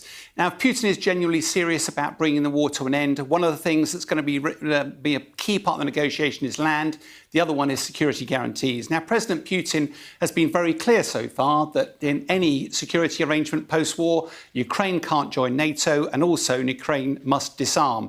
But it is worth remembering that's purely his pre-negotiation position, in the same way that President Zelensky has been very clear that he doesn't want to cede territory, and the West has to work our way around it. Now, it's quite possible that during the Alaska summit that President Putin alluded to President Trump that he might be prepared to consider some sort of security guarantees. I think what's more likely is when the European leaders all got together around Washington, that they turned around and went, we've got to have a coherent line, because whatever happens, if we're going to get to a peaceful settlement, we've got to look after this part of security. Now, what form will they take? Ultimately, they have to be credible and they have to have teeth. One of the challenges that Ukraine faces is they've got at least 1,000 miles of frontline border, even more if you include the border with Belarus. And let's give an idea of the scale required for troops on the ground. If you were to put troops 60 feet apart, which doesn't appear that credible as a deterrence, you'd need 100,000 troops to man the border.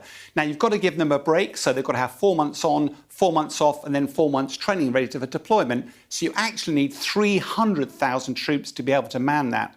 Where would these come from? Well, the harsh reality is, even if you use the whole of the UK army, about 30,000 deployable, that's about 10%.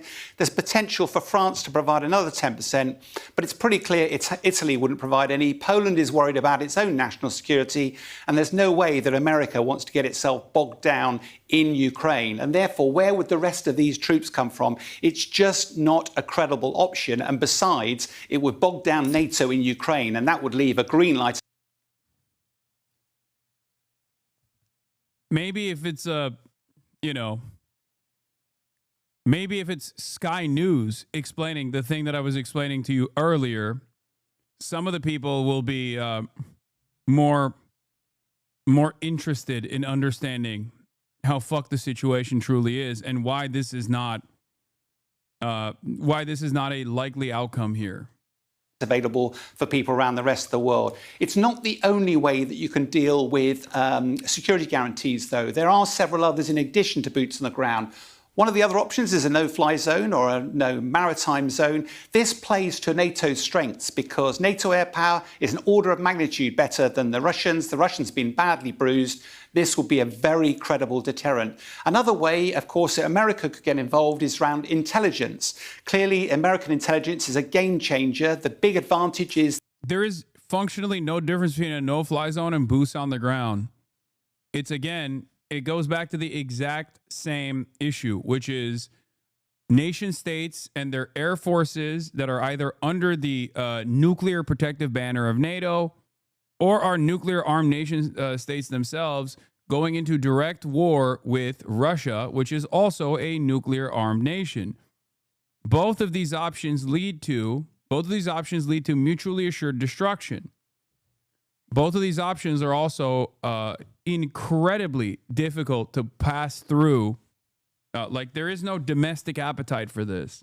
Everybody speaks a big game about defending Ukraine until it comes down to actually militarily defending Ukraine. Think about it. America is a warmongering nation. And one of the worst, one of the hardest things to sell has always been a permanent occupation in the Middle East because you got troops coming back in body bags. It's just nobody wants to see that. People don't even want to give Ukraine money and weapons. They think why aren't we using that money on ourselves? Now imagine if you're also not only doing that, but also sending military. They're just not going to get on board with it. I don't think there's any amount of this is actually for the good. This is actually for the betterment of or defending Western Europe or whatever the fuck. I don't think that's going to convince people. Especially at a time when I see a lot of animosity from younger generations towards their own governments because they recognize how shitty their circumstances are. They recognize that there's no more hope left. And it's like, why would I fight for this country? I'm reminded of those interviews those man of the street interviews that they do with like British youth, where they'll be like, no, I wouldn't fucking defend England in a military, in a situation where there's like war. Why would I do that? England won't even defend me. Fix the fucking trains. That they could continue to support Ukraine, but not be overtly antagonizing Russia, because Russia wouldn't know what was being provided. And likewise, logistics has also been mentioned as a way of ferrying stuff in and out of the country, potentially providing munitions and the like. This is you got multiple decades of austerity and a crippled welfare state structure. Good luck. Good luck getting people on board. More of an enabler than anything else. But whatever the solution is, and it's going to take a lot of negotiation, it's got to be credible and got to have teeth. The other thing that they'll be looking at is land. Of course, this land swap or whatever has been talked about, but it's all got a little bit quiet on that. And I think that's really good news, because ultimately what President Putin is probably the whole of Ukraine, but certainly the whole of this Donbas region. What President Zelensky wants is to liberate some of this land. And that will be the really difficult conversation. But if Russia is really serious about bringing this war to an end, ultimately he will need to have a break. His forces need a break, the equipment is tired, and his economy is on its knees. So one of the things that if I was a military advisor to Putin at the moment, I'd be saying for the next 3 months, push hard until the end of the fighting season, until winter falls, and play all of these negotiations long, these bilateral and trilateral talks, put a few weeks between them and play it out until you get to the end of the fighting period, and hope to put yourself in a really strong negotiating position. And that's why I think there's so much effort in the international community at the moment. I'm very positive that there is at least some progress towards a peace. There's a glimmer of hope that there's progress to be made, but I have to say at the moment there's very low expectation of any significant advances anytime soon. I just don't know why Ukraine and European leaders came out of that meeting making it seem like there was some good discourse happening, some productive stuff happening. I don't get it. I don't know if they're keeping up appearances or if there's like commitments to continue doing a flow of weapons to Ukraine. I don't know if it's like Trump lying to them directly to their faces, being like, oh yeah, I'm going to do a security partnership and I'm going to get Russia to commit to a security partnership. I can explain to you, being Ukrainian myself. Explain it to me. I don't get it. Because, like, Trump literally, when he's talking to Vladimir Putin, is like, you're the best. You're the GOAT. You will take all of Ukraine, okay? I will give you whatever piece of Ukraine you want. And then Trump is like, basically saying, I will not do a ceasefire because Putin doesn't want a ceasefire. But then, seemingly, yesterday's meeting certainly came across like they were happy with whatever Trump told them. So there's just like something that doesn't make sense. Yes, that is one of its results. Territorial changes are often an essential component of conflict resolution. There are many such examples. Just sounds like TikTok voice, TikTok AI voice. Мы никогда не вели речь о том, что нам просто нужно захватить какие-то территории. I would like to emphasize once again that we have never talked about the need to seize any territories. Neither Crimea nor Donbas nor Novorossiya as territories have ever been our goal. Our goal was to protect Russian people who lived on these lands for centuries, discovered these lands and shed blood for them. They founded cities in Crimea and in Donbas, such as Odessa, Nikolaev, many others, cities, ports, factories, plants. Russian Foreign Minister Sergei Lavrov said on Tuesday that peace talks over the Ukraine conflict should begin at the expert level and move forward gradually, step by step, through all the necessary stages. Speaking at a press briefing, Lavrov stressed that any negotiations must be carefully structured, starting with technical discussions among experts. Okay, so does that mean Ukraine gets some Russian territories? Yeah, no, of course not, dude. What the fuck? No, obviously not. I don't know why they keep saying territorial land swaps, because it just doesn't. It don't make no sense. Trump is lying to Russia, lying to Ukraine. He wants to finish it ASAP to achieve his Nobel Peace Prize or whatever. Ugh. I mean, yeah, I don't know if he's lying to Russia. I'm gonna be honest. I think he's more in a listening position when it comes to Russia. But I do think he's lying to Ukraine, and I think he's lying to the European partners, I guess. He's lying to himself, and he definitely does want a Nobel Peace Prize. I just don't understand why why other people don't see through it. Before advancing to higher-level political talks, he emphasized that progress cannot be rushed, highlighting Russia's preference for a systematic, staged approach to diplomacy. Lavrov's remarks come as international pressure mounts for renewed dialogue aimed at ending the ongoing conflict, with global leaders. Не отказываемся ни от каких форм работы, ни от двусторонних, ни от трехсторонних. Президент об этом неоднократно говорил. Главное, чтобы любые форматы 1+1, 1+2, в том числе включались не ради того, чтобы. Wait, they just gave up. They gave up. If yesterday's extraordinary They just gave up translating the rest of it. That's crazy. Events in the White House are perplexing the rest of us. Try being Ukrainian, told they must consider giving up land. Lavrov is bad cop. Any Putin-Zelensky meeting has to be prepared extremely carefully. Russia will only agree to a deal that respects its security interests. The foundations of Ukraine's recognition as an independent state would disappear if it aligns with the West. Yeah, I mean, this is what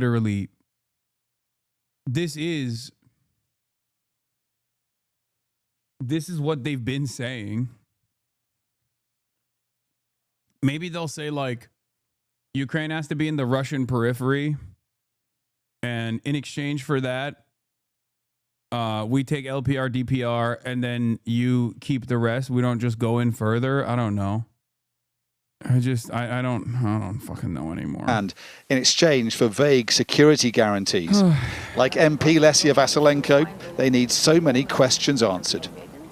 Who is going to be there backing Ukraine in case Russia decides to revisit their imperialistic plans and strategies, and in case they want to restart this war of aggression?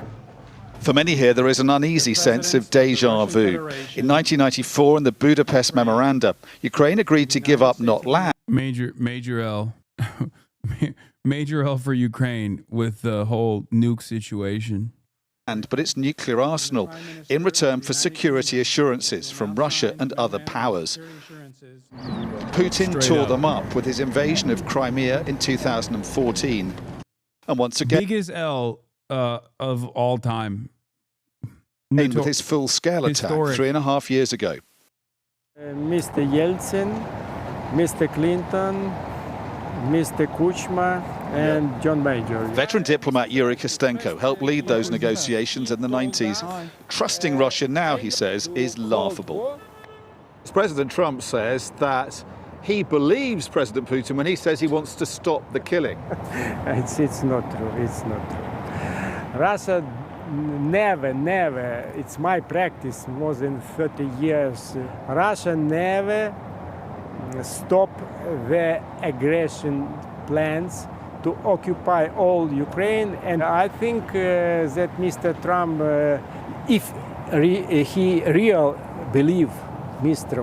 Putin's, I think it will be a very big mistake, Mr. Trump, very big mistake. This week's whirlwind diplomacy must be set against the backdrop of Ukraine's sacrifices over 11 years of war. They have seen their hopes dashed many times before. Unlike in other European capitals, no one here is talking up the chances of success that lie ahead, most people reserving judgment instead. The one grim certainty they can be sure of course, is that the war goes on, with many more lives at risk. Ukrainians are desperate for signs of progress, but too wary to hope for too much. We still feel not sure, not confident, and we do not really believe that for any good ending for us. We are all a bit tired of the missile attack and the drones, and we all aware that most probably it will take some time again for us. I felt a disappointment. I remember that in any of the previous meetings nothing changed after them, so I don't expect much. While the diplomacy moves on in an unclear direction, events here are depressingly predictable. Hundreds of drone attacks every night and Russian advances on the front. If Putin really wants this war to end, he's showing no sign of it. Dominic Waghorn, Sky News in Kyiv. Russia continues to hammer the country with missile and drone strikes, even as talks continue. Holly Williams has covered this war since the beginning, and she's once again in Ukraine speaking with people about the latest developments. For many Ukrainians, it's difficult to believe that Vladimir Putin really wants peace. A swarm of Russian drones killed at least 5. I like to close my eyes and imagine them talking about Israel and Benjamin Netanyahu sometimes, just to see what like accurate coverage would look like on that issue. You know what I mean? Just closing my eyes and imagining them going, Israel seemingly is not interested in real peace. Here we are interviewing Palestinians in Gaza who have withstood a 22-month genocide. They are starving because Israel is starving them. 5 people in an apartment complex yesterday, according to Ukrainian officials. Rescue workers tried to save this baby girl, but she didn't make it. Volodymyr Zelensky has survived nearly 3.5 years of war as Ukraine's leader, but he may now face his biggest challenge. If Zelensky makes territorial concessions as part of a ceasefire deal, permanently giving parts of Ukraine to Russia, some here will see it as weak or foolish. Too many people have suffered and died, said this woman in Kyiv. Did they die for nothing and will give away land? But if Zelensky doesn't make concessions, he risks alienating President Trump again, as he did back in February. You don't have the cards right now. So, of course, it hurts to see that Russia is not being pressured, that nothing has been done to Russia. Alexandra Ustinova is a member of Ukraine's parliament. Do you think that President Trump understands Ukraine and this war, or is he somewhat naive? I think that President Trump still believes that Putin can be negotiated. And we, having all of these years of negotiating Vladimir Putin, do not believe a single word he says, because he always lies and breaks his own word.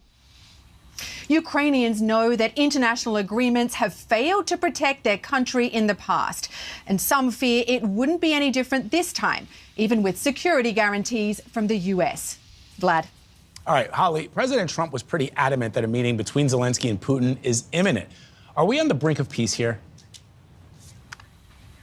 Well, look, none of the players can afford to simply reject President Trump's efforts and his optimism. That would be political suicide. So they have to do the diplomatic dance. They have to play along, Vlad, willing or not. Now, for his part, Vladimir Putin, I think, is thrilled to have the red carpet rolled out for him by the US. But it seems unlikely that at this point he really wants to end the war. After all, Putin has called Ukraine's democratically elected government a, quote, illegitimate regime. All right, the clock is ticking. Holly Williams in Ukraine for us. Thank you, Holly. Okay. A little tan, you good? Ah, great. Thank you for being on. I can't believe they're thanking him, dude. President Trump. Okay, French President Macron says any deal must allow Ukraine to live in peace.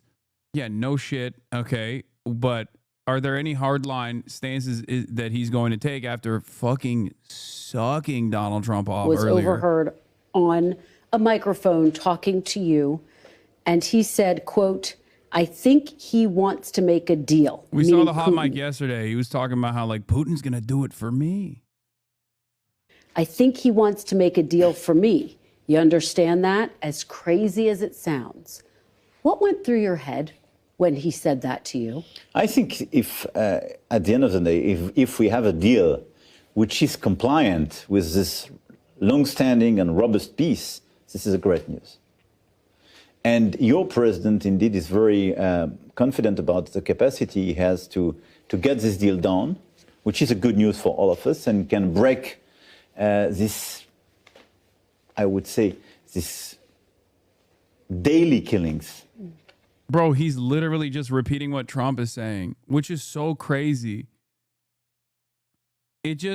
Where was this energy a year ago? Where was this energy 2 years ago? Why did it take for these guys to completely engage in a role reversal on positions that they held firmly? Like Macron went from, I'm going to nuke Russia, I'm going to send troops to Ukraine, to Donald Trump is actually a brilliant a brilliant negotiator, and he's really bringing Russia to the table. I can't believe it. It's like, you guys could have brought Russia to the table straight up, especially with these conditions. If the conditions are, if the conditions for bringing Russia to the table is just like literally giving them everything that they wanted, you could have done so 3 fucking years ago with significantly less death. Especially because right now, I want to stress something here, okay? Right now, Ukrainian interest or Ukrainian sovereignty is not a factor in their considerations. Okay, it's not, because Ukrainians want ceasefire, but they don't want territorial acquisition, right? They don't want Russia to permanently annex Ukrainian territory. Okay, so if they don't give a shit about that now, that means they wouldn't have given a shit about it 3 years ago. So why didn't they do this 3 years ago without so much more bloodshed? It doesn't make sense. Which are the responsibility of the Russian aggressor. So I think it's a great news. My point, and this is why we've worked so hard during the past few months, and we need this convergence, is to be sure that this deal is not detrimental to Ukraine and Europe. And all of us, we want a deal and we want a peace deal. But we want to make sure that this peace, and so this deal, will be something which will allow the Ukrainians to recover the country and live in peace, to be sure the day after this peace deal that they will have sufficient deterrence power not to be attacked again, and to be sure for the Europeans that they will live in peace and security. We're expecting a formal Israeli response within days, possibly, to this proposal, which Egypt actually had a key role in brokering. And that's important because they're a big player in this region, and also because the previous round of talks broke down with no outcome. But the Qataris, as you said, who are also involved in these talks, pretty optimistic because, as you made that point, that it's a similar deal to the one that Israel previously agreed to, that was put together by the US Special Envoy Steve Witkoff. Conflicting signals, though, here in Israel tonight about it all. Prime Minister